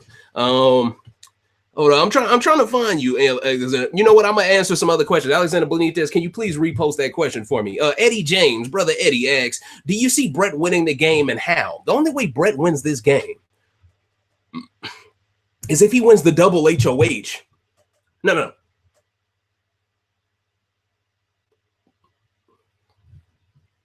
Yeah, the only way Brett wins this game is he wins the double HOH and he goes after big fish. If Brett wins the double HOH, targets Tyler, and he throws up KC and just says, fuck it. Tyler, you can go ahead and win the veto. I can't risk you taking off one of the other. I need one of these two girls to go home. If he can get rid of one of those girls, I know he would prefer Angela goes. All right. If he can get rid of one of those girls in the double, yeah, he can't compete in the next HOH. But at the end of the day, well, actually, damn, Brett needs Haley in the game. If Brett doesn't have Haley in the game, I think he's a sitting duck the week after he wins HOH, even if it is a double HOH. Yeah, if I'm Brett this week, okay, I'm pushing really hard for Sam to be next to Haley. I'm fighting extra hard for veto because it's the final 7, meaning everyone competes for veto except one person. Hopefully, Brett isn't unlucky. Brett wins veto. He takes off Haley. All right, even if they throw up JC and JC's gone. At the end of the day, if Brett wins the double and Haley's in the game over JC, I think that increases Brett's odds of possibly winning the game by at least 10%. I think if JC's in the game in the double and Brett wins HOH and Haley's gone, I think that lowers his chances of winning the game by about 10%. See, the thing is, I'm sure Haley would probably figure out a way to vote for him, and I'm sure Scotty would probably vote for him as long as he's not next to Tyler. But the thing is, the longer Brett can protect Haley, I think Faisal will respect Brett for it. And I think he would earn Brett's vote. I mean, earn Faisal's vote. And I think if you can earn Faisal's vote, you can earn Bailey's vote. You can earn both of their votes. You can earn Rockstar's vote back. I just think it's that simple. And I think the move for Brett to make is to be in the final 3 with Sam and Haley. That's his move. If he makes it to final 3, and let's be honest here. You look at this final 7 right now. If Brett somehow makes it to the end with Sam and Haley and somehow takes out Haley and goes to the end with Sam, it will be the greatest, in my opinion, it will be one of the most unexpected wins I think I've ever seen based off of how stacked it is in Tyler and his corner's favor. Okay, it's very stacked. When you have a chunk of 3 that are inseparable versus a group of 4 that are all pretty much separated in some way, shape, or form, like Sam and JC are close, but how close are they really? I mean, they shit on each other whenever they're not around each other. And then you got Haley and Brett that are flirtatious towards one another. But at the end of the day, though, I don't know how much Brett really trusts Haley because he was willing to keep Scotty as early as 2 days ago. So they have to figure out a way. Well, more specifically, Brett has to figure out a way that if he does get to the end, he has to make sure Sam stays. If Sam leaves this game, I think Brett has no chance of winning because I just think there is no one he takes to the end that he doesn't get, that he gets more votes than without a bitter jury. I think even with a bitter jury, no one rewards Sam over Brett, even with a bitter jury. That's the great thing about having someone like Sam. But see, this is why I don't like players like Sam in the game. I don't like this archetype because this archetype is basically designed to be dragged. And my thing is, why would you go out of your way, if your production, to put an archetype that's meant to be dragged in a machine that gives them another twist that lets them stay in the game for 4 weeks? This person provides nothing strategically to the game. But this is someone you choose over a black person. I'm just saying. Say whatever you want about black players, that they get targeted fast, but you can never say a black person comes in the house and they're boring. Sam is boring. She cleans up and that's it. But that's my answer to that question. I hope it wasn't too long-winded. Sir Benitez, I would like to answer your question again. I'm sorry about that. Alexander Benitez, do you think that Zingbot lit a fire under Casey, saying she's basically a floater, and now she's building her resume? She cuts Tyler and brings Angela to the end. If it's a bitter jury, would she win anyway? I think she would win over Angela, hands down. I think Zingbot definitely lit a fire under it, because have you noticed? She's been saying, let's go, ever since Zingbot said something to her. Like that's her new shtick now. Let's go. As if that hasn't been said by multiple people in Big Brother over countless amount of years. I mean, you can't even coin that phrase. I mean, that can't even be your phrase. I mean, it's as bland and vanilla as their alliance. I mean, I'm just gonna be honest with you. But yeah, if she sits at the end with Angela, she wins the game. If she sits at the end with Tyler, now that Tyler has sent Scotty on this mission like he's fucking Podrick in the fucking in Game of Thrones. like he's my squire. Like he's treating Scotty like he's his squire. Okay, I'm gonna send my squire to go do my bidding. You feel me? That's Scotty. You know, and this is the guy y'all wanted back, the fucking Squire. Squire Scotty. Damn, I just thought of a good nickname for him off the dome. Oh, man, y'all can't say I ain't clever, boy. Because y'all know if I would have had that on my head already, I would have said it back when I said the mustache mistress. You really dig me? But yeah, I mean, yeah, I honestly believe Beast Mode Cowgirl could win next to Angela. She can win next to Sam. I don't think she wins next to Tyler. And I think Brett beats her. I think Brett beats her. Honestly, I don't think Casey deserves to beat Brett. I don't think she deserves it. What has she done? Brett has been on the block countless of times. He's had to play double agent, okay? He's had to play people that came back into the house. He's had to squeeze information out of people. He's had to manipulate people's emotions against people that they're in love with. Okay, he has done way more for his alliance than Casey has. And Casey, I'd argue, has had the easier road than Brett because she's had the pregame alliance, whereas Brett actually had to somehow work himself into a pregame alliance. Do y'all know how difficult that is? And for them to choose him over Rachel at the same time?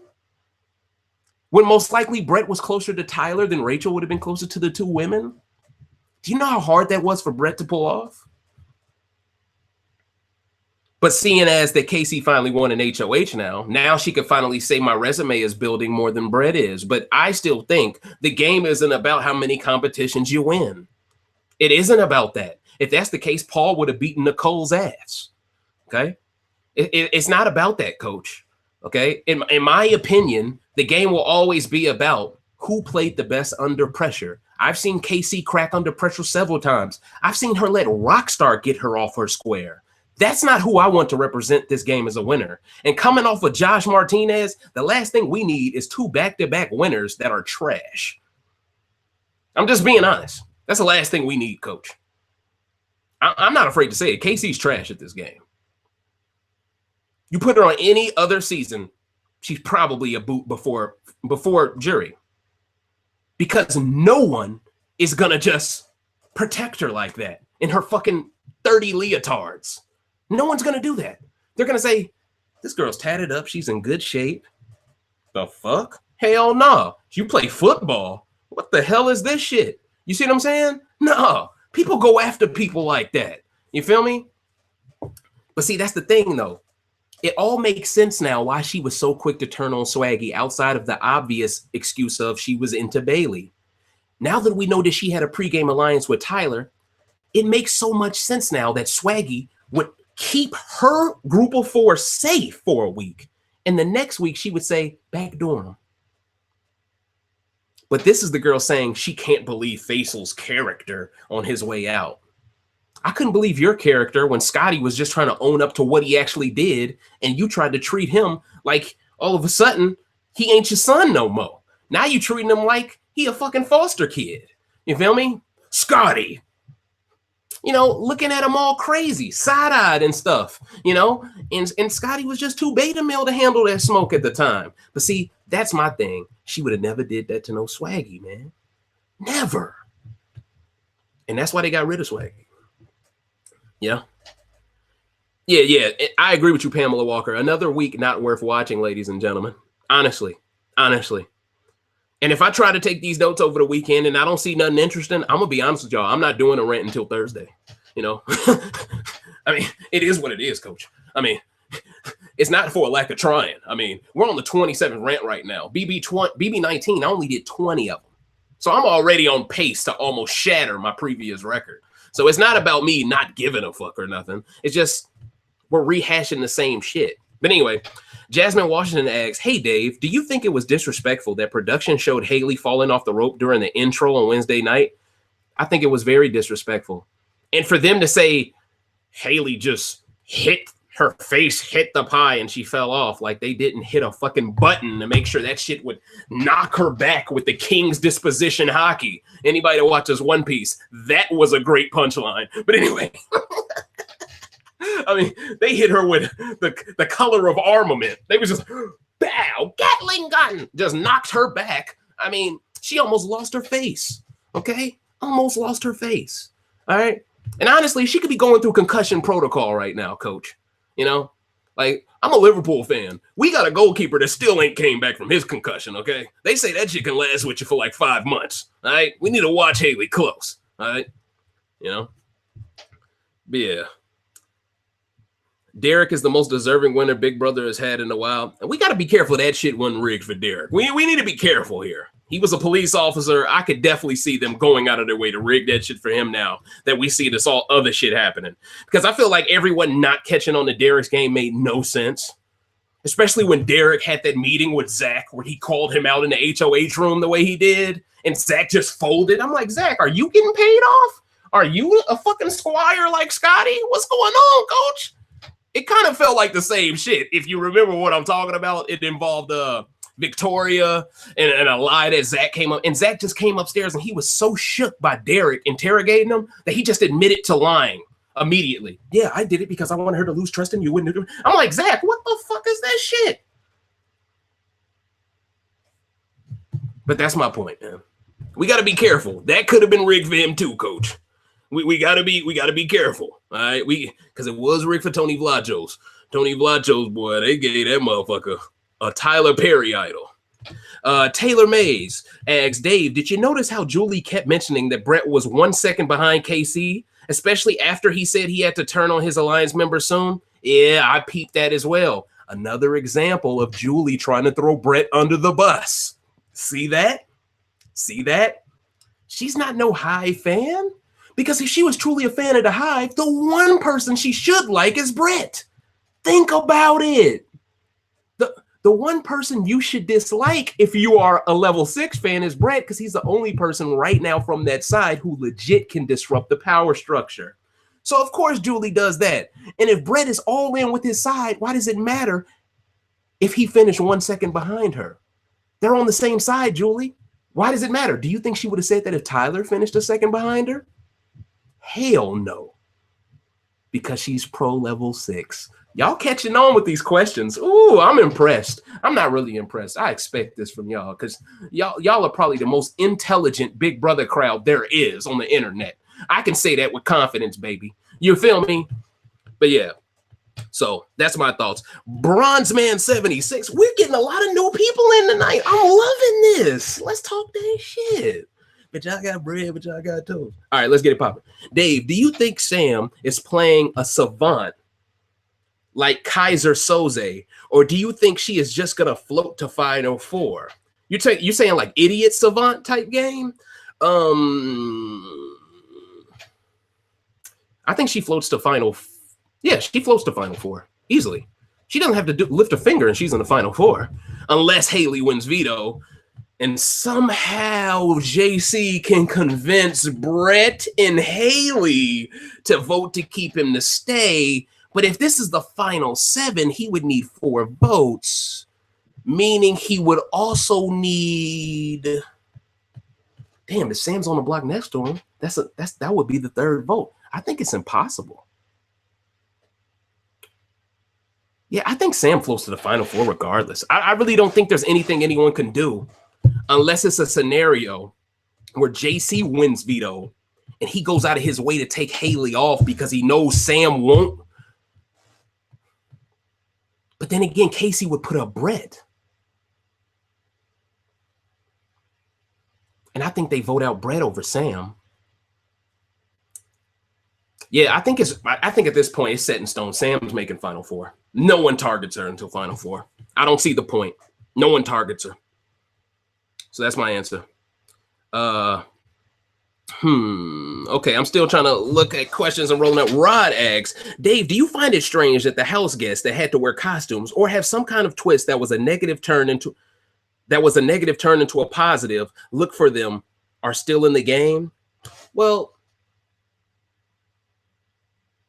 I guess, yeah, it's only Sam and KC, right, that have wore costumes. Right? Well, technically, Haley wore a costume too for the Hamlet thing. Okay, I see what you're saying. Possibly, because all of these people technically got crap apps of some kind. But when you take into account Sam's crap app turned into a power app, Casey, she got two leotards, but you know, when you take into account that she had a pregame alliance, it makes a lot of sense why she just took it on the chin and wore those leotard. She knew she was safe no matter what. I wear a fucking leotard too if I know no matter what I'm not getting targeted. You know, I mean, and that's the thing. Everything everyone gives Casey credit for, we need to put ourselves in the mindset of, wouldn't it be easy to make the decisions Casey has made up to this point if we know no one's targeting us because we have Tyler's protection? Like that's the way we need to think from now on. We need to judge her on a different grading curve because it's rigged for her. And if we judge her off that grading scale, the same way I judge Scotty on a super fan nerd scale, I judge people with a pregame alliance on an even crazier scale. And see, my thing is, it feels like people aren't grading people on scales. They're trying to grade everyone exactly the same, which isn't fair. You can't even grade a black person and compare them to a white person's game because they're outnumbered so vastly and they have to nullify their personality just to fit in on day one. It's 2 completely different things. So that's why I always try to grade on a curve, ladies and gentlemen.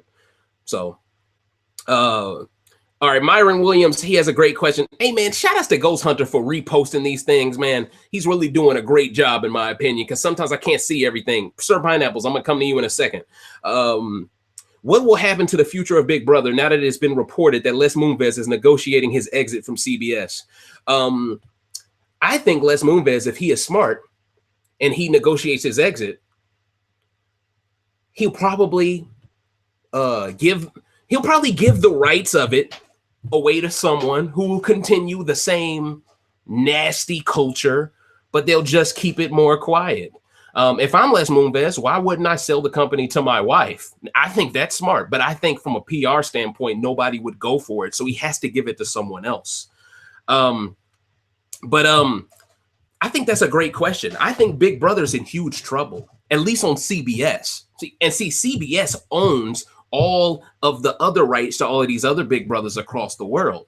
So the thing is, if it gets shut down, someone will have to buy the rights to Big Brother in order to keep it going on other channels, I'm assuming, because they still own the master rights, right? The masters, the intellectual property. So I think Big Brother stays up and going the same way Young Sheldon would keep going if Les Moonves leaves. But the real question is, does Julie leave Big Brother with him? Does she have to show some form of solidarity and say, I don't like the way you treated my husband, I'm leaving too? Because here's the thing. Does Les Moonves view Julie as someone who isn't loyal if he sells it and she stays with CBS? I don't know. Like, these questions have to come to mind. And I think this is why Julie is so damn quiet on the matter, because of all the stuff happening behind the scenes, you know. But honestly, I think Julie's behavior this season has been very erratic, very different, very weird. It's clearly bothering her. She's had her moments where she's tried to be extra brutal and extra blunt, but she's also sprinkled in a little bit of timidness in there. So we can't be 100% sure what's the state of Big Brother, but I wouldn't be surprised if it gets canceled eventually, because there are so many people willing to allow cheating. And see, once your game loses its credibility from a fair play standpoint, once it stops being fair, then people like me stop applying. What's the point of applying? If I know all of this about your game ahead of time, it's like I'm signing up just to be screwed over on TV. Then what am I but the people I criticize? I'm just someone trying to have clout. Oh, I'm just on this show because I want to flip this into another TV opportunity. Then I become all the people I criticize for not being fans of the game. And see, that's why I hold these super fans accountable that don't criticize Julie Chen, because y'all are spending so much time kissing her ass, you're not thinking about, even if you do get picked, you're compromised now. Because now I'm forced to hold you accountable in the way that you should. Then production, they're thinking you're going to be this coon-ass buck dancer when you come into the game based off of who you've been during all of the rounds of casting. Now you try to change it up and be this woke goddess or woke brother, and you know what they're going to do to you? They're going to swaggy see you. They're going to Keith you. They're going to try to make sure you're the first boot. And if you can't be the first one, they're going to throw you under the bus enough during week one so you're the second one. They cast you to be who they picked you to be. Once you stray away from that even a bit, that's when your edit takes a huge nosedive. All of a sudden, when you pick a booger, that makes the damn edit. All of a sudden,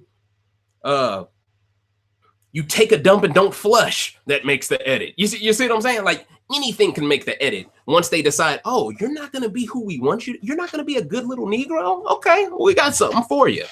And that's how I feel. And Budgie Blue, you are correct. This season is way too damn long.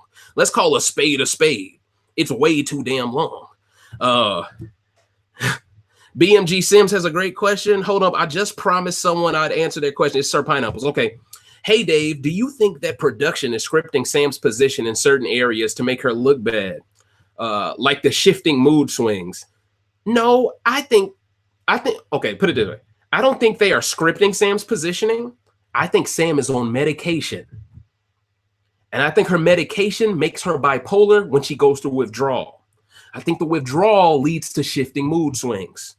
So yes, I think they are responsible for her mood swing shifting, but I don't think it's them going out of their way to say, look, we need her to change her mood. No, I think it's a point of her coming up to the DR or ringing the bell and go, hey, I want something to sniff, coach, allegedly. I want something to pop, coach, allegedly. And depending on if they feeling what she's giving them, they give her a little bit. And based off how she's buzzed, she's in a good mood and she cleans on some high shit. And if she's sober, she's mad. And I just think that's the difference right then and there, coach. You feel it, dig me?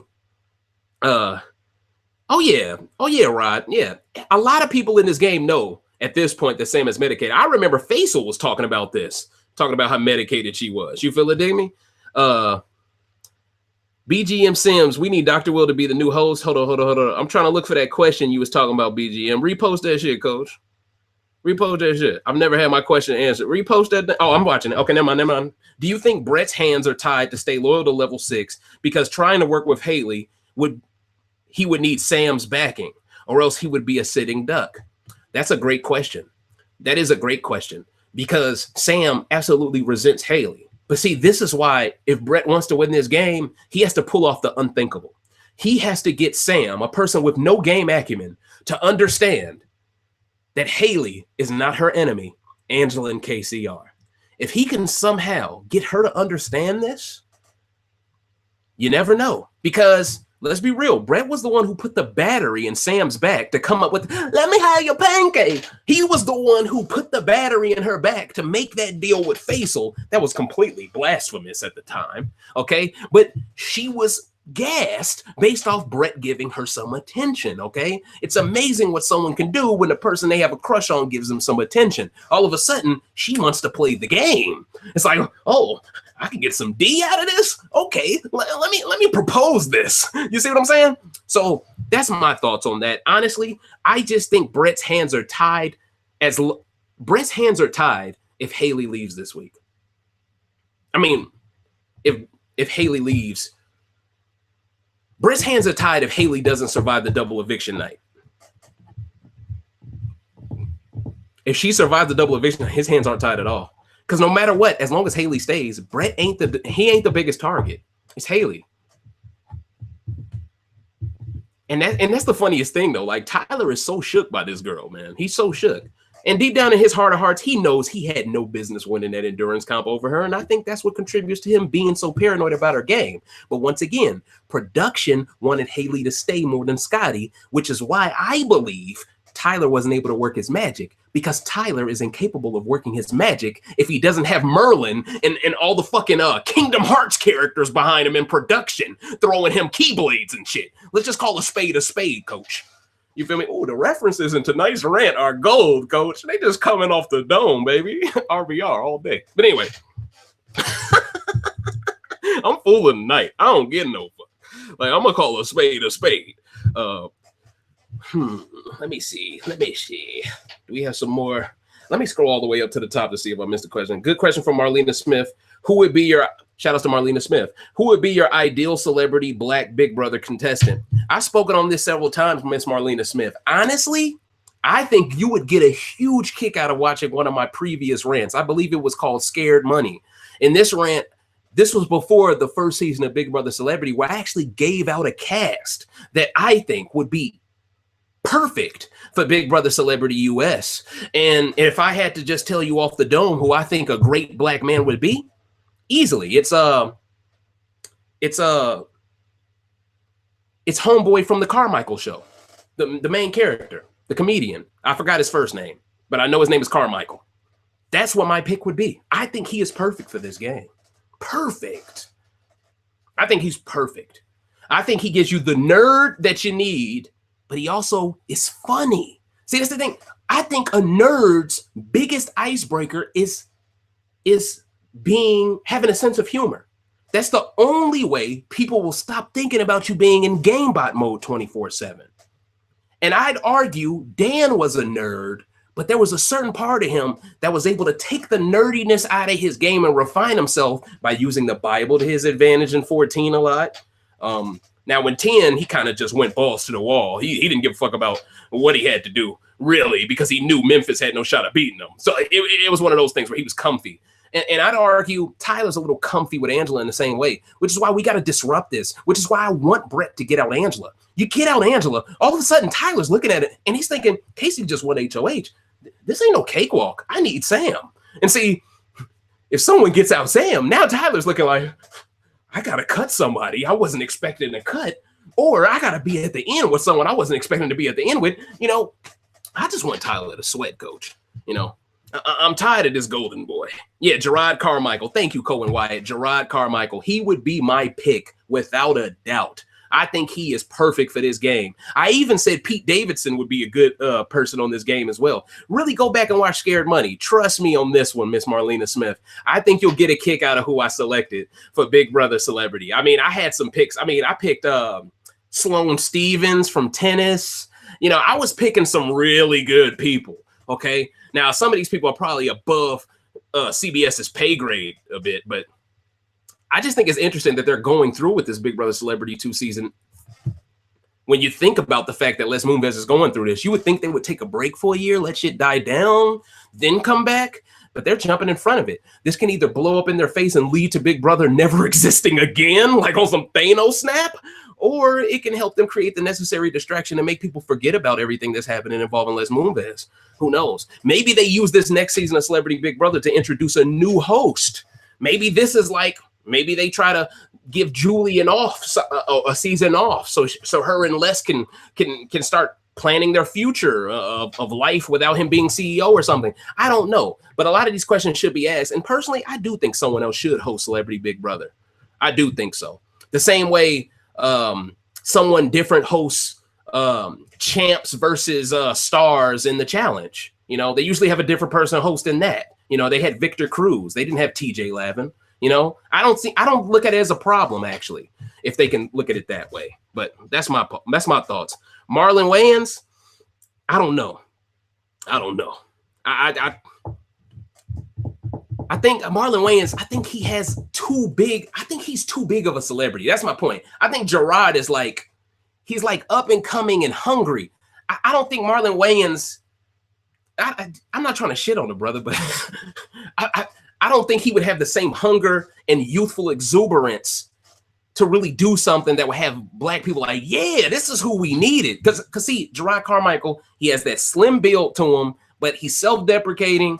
He's funny like Marlon Wayans is, but Marlon Wayans, he can be a little bit, his comedy can be a little bit too over the top. I'm worried that could offend some white folks in the game, because you know they got to have a conservative crowd, the majority of the white people in the game. I think Gerard Carmichael fits better with that demographic for the game specifically. That's just my opinion. I might be completely wrong. Y'all might be right, okay? But at the end of the day, I would prefer not to have a brother who dressed up as a white woman in a movie. I would prefer that's not the guy that's in the game. That's just my thing. I would prefer a guy that's never dressed it up and cross-dressed to represent black men. I would prefer that, because at the end of the day, they're trying to pick a guy that works at Trader Joe's. Like, how many ways can they just set us back? You know what I mean? Like, can we get somebody who's clean? Anyway, that's just how I look at it, Coach. You know, I can't stand Ross and Marissa either. I mean, they had Marissa live at the episode. What was that, a week ago or something? I can't remember when that was. Or maybe it was tonight and I just forgot real fast. I don't know.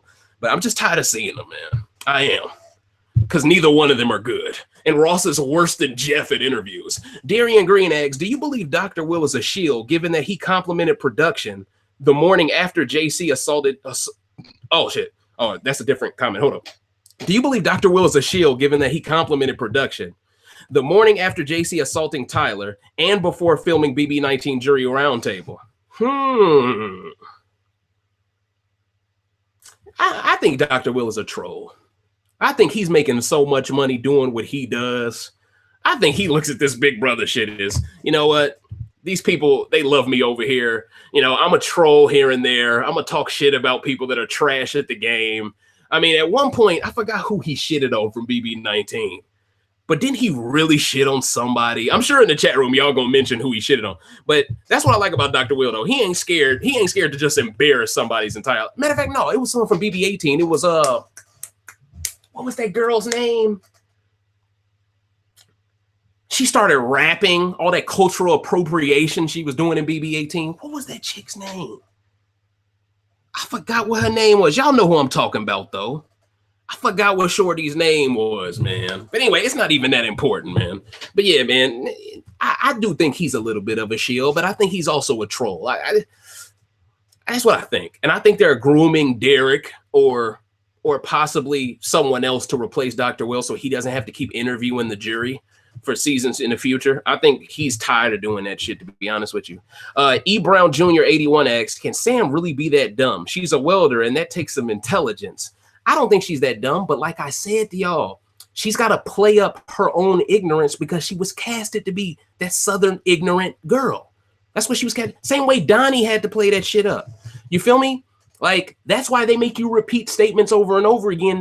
That way it hits the way they want it to hit. You feel me? But here's my thing. Y'all can make people repeat shit in the DR, but y'all can't make people repeat a comp that was cheated on. You know? Okay, I already answered that. BB Can is a go for season 7. Yes, I'm happy about that. That's what's up. That's what's up. BB Can 7. Yeah, Maxi A. BB Canada 7. It's going to be, hopefully it's really good. But I'm just letting y'all know, man. Hopefully they don't screw a brother up in the first 2 weeks, and I ain't got to do rants on that, okay? You know, because like I said, BB Can has equality in it. The only reason why I unleashed the way I did is because I'm taking a break from it, coach, and I see them do my brother Drew like that. I said, what? That's when I immediately went to the Bat Cave, and I was like, no, how you do it? I was like, you know, I put on my mask, coach. You know, and I was on that Bruce Wayne shit. I was on my way. You feel it, dig me? I said, no, I got to unleash the beast within. All right? Craig Robinson. I think he would be good. He definitely wouldn't be well, actually, that's a very tall brother, ain't he? He like 6'4" or something. I don't know. I think he'd be good socially. And I don't think he looks like an immediate physical threat. So that could be a good pick as well. I just would prefer to see a younger black guy that's very intelligent. We haven't had that ever. Like, really think about that. The only young black guy that could constitute to be a nerd archetype was Ramses, who didn't even consider himself as black. Like, really go back in the 20 seasons. Name one black guy that was a nerd archetype. Or at least an archetype that was expected to be intelligent. Because like I said, you have to stick to what they expect you to be. So if they're going out of their way not to look for a black man that's intelligent, then they'll hold it against you if you show you're intelligent after the fact. Okay? And I'm not saying Swaggy isn't intelligent, but at the end of the day, they picked him to wear his gear. That way they could come up with an excuse in the edit to target him quickly. He served a purpose to set a pace. I keep saying that, and it's the truth. All right? Real talk, true spit.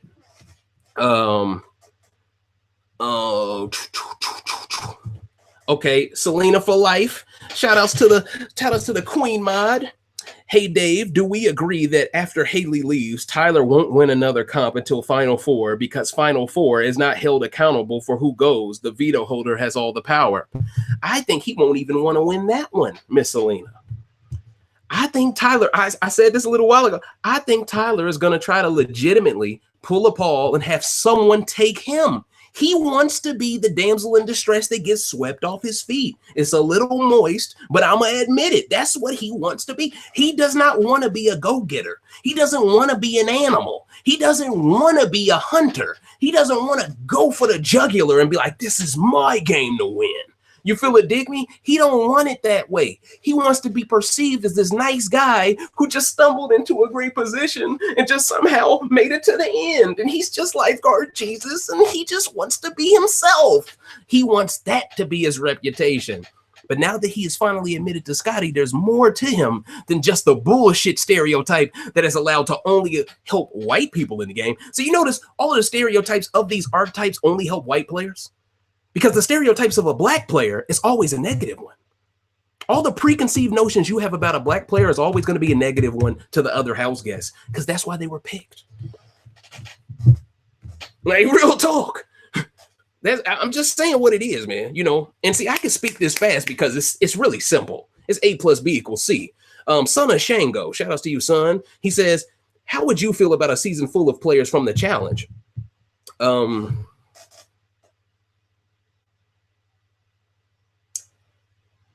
The problem I would have with that is that the challenge is a game that is, because they bring the same motherfuckers back every year, they play the same strategy every fucking year, okay?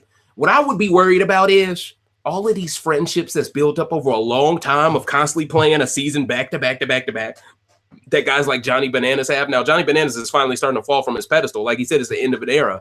But my point is, I think they would cast all of the most popular challenge people to keep ratings high, right? So you got the Cara Marias there. You're going to have the, they probably don't bring Shorty back, the other girl, because she said something racist once upon a time. I would love to see Corey Wharton on Big Brother. I think Corey Wharton is meant for Big Brother, man. I keep stressing this, man. All that love on the beach bullshit or exes on the beach shit. You bigger than that, Corey, man. You better than that, dog. Like you more than just, I got an ex. Like, what? Like, nah, B. Like, you a competitor, B. Like, I want to see him do something, like some big stuff, man. Because honestly, man, I truly believe he was the future of the show. But somewhere along the way, they said, you know what? Nelson, he listens to us more.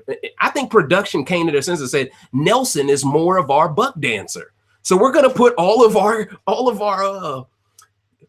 assets in the we're gonna pump up Nelson now. We're gonna give him the great edit, and we're gonna give Corey the shitty edit, you know. And I just think that's how it happened. They can't let two brothers shine at the same time. You can't, you know. Same way it seems like there can't be more than one comedian that's popping at one time in mainstream America. You know, all of these things are done by design, coach. Okay, you know, it's the token Negro technique, TNT, baby. And I ain't talking NBA. Update: Angela and Casey are talking strategy in the Geo room. They are discussing the best way to tell Sam she is being nominated. Casey will tell Haley that her nom is for Haley. Wait. Her nom is for Haley nominating Casey. Yeah. See, this is why we don't gotta watch. Thank you for saying Big Meech. It was Michelle. Thank you, Darian Green and Maxie A.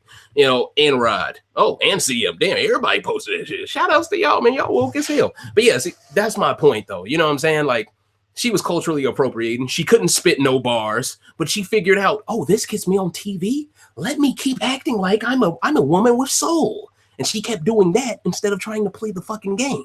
Then she became what we would call a bitter jury because she was salty that Paul shitted on her and called her a cunt. But that's neither here nor there.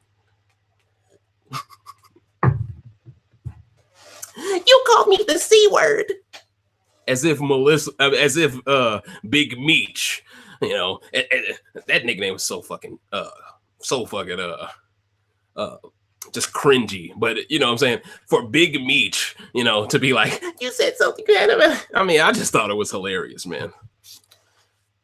I agree with you, BMG. Any black man that has ever worn a dress for laughs is a coon. I agree with you. Kevin Hart, this nigga's out here kissing The Rock in movies. I don't know what The Rock was doing agreeing to that shit. You're bigger than that too, The Rock. You know, Dwayne Johnson, you know, that made me lose faith in him too. You know, now they're saying, go for President, Rock. Now I'm like, whoa. We jumping to conclusion. Like, what the hell is going on here? You know, what other shit did y'all make this brother do behind closed doors? Now y'all want him to be president right after Obama? Something ain't right. All right. But anyway, I'm going to leave that alone. You're getting too political, Dave. Keep it about the game, even though the game's already over. All right, ladies and gentlemen, I'm going to take 3 more questions, yo, and I'm going to be out y'all here. We almost 2 hours in. Good question.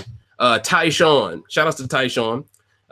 Ghost is really, man, looking out. I truly appreciate it. Let's say hypothetically, if Swaggy C made it at least to jury, what effect do you think he would have on the game? And do you think he would?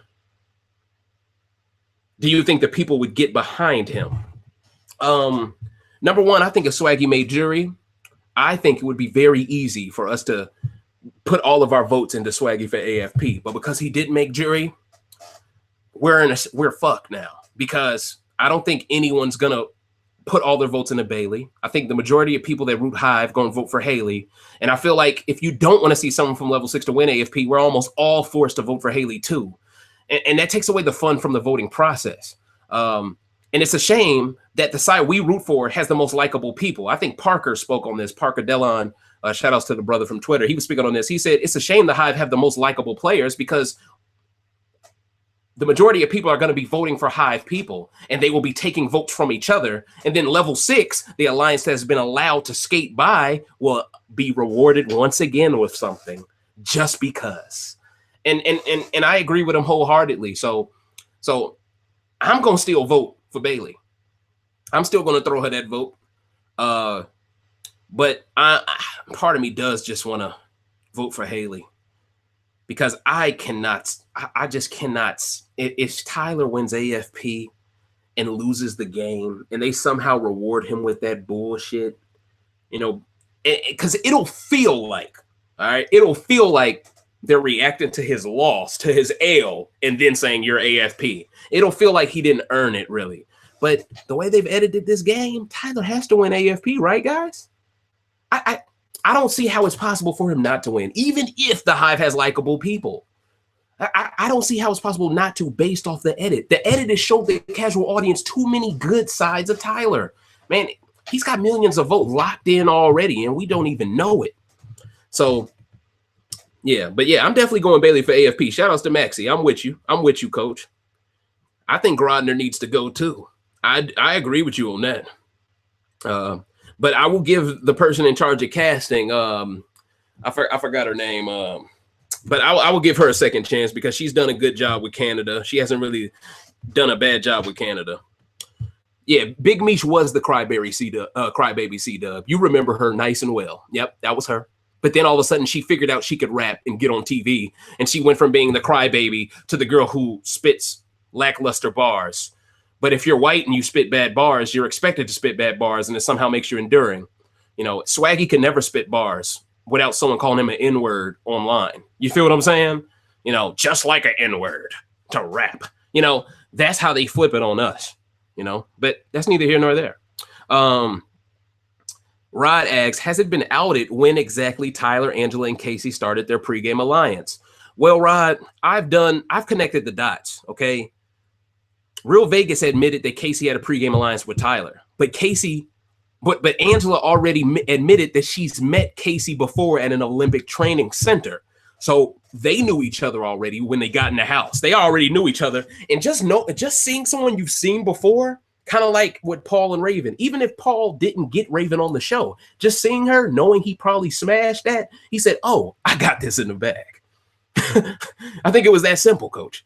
You feel me? Like when you walk into such an uncomfortable place and your comfort zone is completely thrown through a loop, right? And then all of a sudden, you know, you're in your most insecure state of mind, right? You're at your most vulnerable state. To see someone that reminds you of home, to see someone that you recognize, people find salvation in that. People grow confidence in that. And imagine all the other people in the game that didn't see anyone they recognized at all. Imagine those people. They felt insecure and vulnerable the entire game, while these people were allowed to be sure that they wouldn't be turned on by two other people each week. No matter how you shake it, that ain't cool, man. That's not cool. I feel like Carlito. So that's my thoughts on that. Dave, do you think this season was rigged first by how the voting was set up? Of course, with the crap and power. Yes, I've already said that vote didn't exist. That was all bullshit. If we're going strictly off mentions, Swaggy should have won the first one. If we're going strictly off Twitter, Swaggy should have won that too. But see, I told y'all, they purposely sent us all off by telling us to vote on Facebook, but the Facebook votes didn't count. So all the people that were voting on CBS that knew the truth, they were getting the real votes in. And I was voting strictly on Facebook out of convenience because it's so hard to vote on CBS.com. They make you jump through all of these fucking flaming hoops and shit just to vote for somebody. You feel me? You got to put your damn phone in desktop mode. Okay. After you do that, where's the vote feature? You got to click that. But if you go in the phone mode, if you actually go through your phone mode, it's so hard to find where the vote feature is. You feel me? They do all of this by design, y'all. But in this era of smartphones, why is it so hard to vote from your phone? But why was it so easy to vote a vote that didn't work on Facebook? Come on, man. Like, come on, man. Like, they didn't want us to pick who got these power apps, coach. And please believe they wanted Faisal to get that crap app because they wanted the optics of a Muslim brother eating some fake ham. They just wanted that. And honestly, let's be real for a second. If Faisal was a Jewish man and they forced him to eat some meat that wasn't kosher, do you think they would have forced him to eat that? Or do you think someone would have came through and vetoed that dumb shit and said, hey, this ain't gonna look right on television? Now, people are gonna flip this on me. That's anti-Semite, Dave. No, that's me being realistic, damn it. You know, people gotta stop being so damn sensitive, okay? And I wasn't even disrespectful in that statement, but I know how people are gonna flip it because they're sensitive. But if you lasted this long and watched this much of the video, my nigga, you shouldn't even be complaining about me at this point. You're addicted to the rants by this point. Welcome to the family. Let's call a spade a spade. Hey, I see you, Darian. He got the 20 spades out. You feel me? All right, ladies and gentlemen, I'll take two more questions, man. We in here. We got it lit and shit. Okay. King Ubong. Shout outs to my brother King Ubong. It's good to see Ghost Hunter and King Ubong working well together. Y'all motherfuckers finna scrap on some Faisal Tyler shit. No, let me stop. But anyway, How bad will it look if Big Brother has another subpar winner? Will that be the final nail in the integrity of Big Brother? Well, see, here's the thing. I find it so weird how y'all can rig this game so hard and still not get the winner you want. Like, if you're going to double down on this rigging so hard, all right, why won't y'all just pay off the jury to vote Paul as the winner? What's the problem? Like, y'all going to be cheap now at the end? After spending all this money on shitty twists? Y'all might as well double down on this, coach, and guarantee the one you want to win can win, because we don't want to see Tyler's bitch ass again on 21. We don't. And contrary to popular belief, I don't believe Haley comes back in BB22, okay? All right? I don't believe that happens, all right? I think it's possible, but I think most likely either Swaggy or Bailey comes back before her. But what I would like to see, ladies and gentlemen, I would like to see another season like season 6. Bring in 16 people. All of them know one person before the game, but it's a secret. Let that shit unfold. That's basically blood versus water Big Brother. Let's bring that back. No twists. Just let them go at it, knowing that they got someone they love in that house to protect. Do it that way. The only problem with that, though, is, ladies and gentlemen, once they see 2 black players, if I'm a white person and there's someone in the game that I already know, now I could assume, hey, I just happen to have a pregame alliance like Tyler and Casey. I got this made. But like usual, if 2 black people are too close too fast, people immediately think they got a pregame alliance, even though they know it's highly improbable that production would rig a game for black people. But they use that as the excuse to target them immediately. So at the end of the day, I think it would ruin a black player. But see, this is why you got to purposely cast 2 black people, but make sure they come into the game with a family member that isn't black to cover that up. Then we could possibly have an alliance of 4 kicking off. Now that would be lit, okay? That would be lit. But I'd be worried that that's too much like right. It's not going to happen that way. They going to pick a black person that looks just like that other black person, some damn twins or some shit. As soon as they come in, y'all niggas used to play football together, didn't you? And then they going to get targeted, okay? We know how this is going to work, man. We weren't born yesterday, okay? We were not born yesterday. Y'all really talking about BET needs to get Big Brother? Are y'all crazy? BET is ran by Viacom.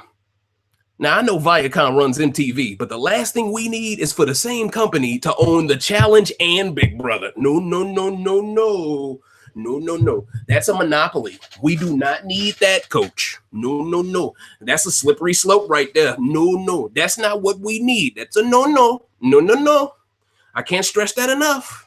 We do not want a monopoly. That will lead to more rigging, coach. For you know what, the challenge is getting rigged the hardest. You don't want that. I'm just being honest, okay? If anything, we need a recency bias radio channel to sprout out. It don't got to be called that. I'm just saying.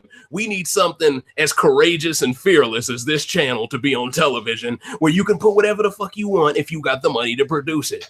That's what we need. We need like a Netflix TV channel where, hey, you pay this fee, you get your show on there because, damn it, you deserve your show and no one else is going to allow you to do it. That's what we need. But let me stop spreading these ideas before a white person steals the idea and then they sell it to us and then they own us. You feel what dig me? See, I'm thinking ahead. I'm like Joe Button, bro. I'm not finna go for no little shit. No, sir. No, sir. You feel me? And all you M&Ms in the Big Brother community, y'all can get this smoke. Y'all can get it. You feel it, dig me? Rant God my ass. But anyway. Rap God my ass. I'm the rant God. You feel it, dig me?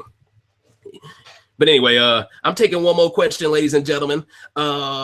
Taylor Mays asks, Dave, did you see when Swaggy C said he didn't get an app because his name wasn't in the questionnaire? What? Excuse me? I did not see this. Did you see when Swaggy C said he didn't get an app because his name wasn't in the questionnaire? What? Could you clarify what you mean by that? Because now my gears are turning. It was on Instagram Live, huh? I'm gonna have to check that out.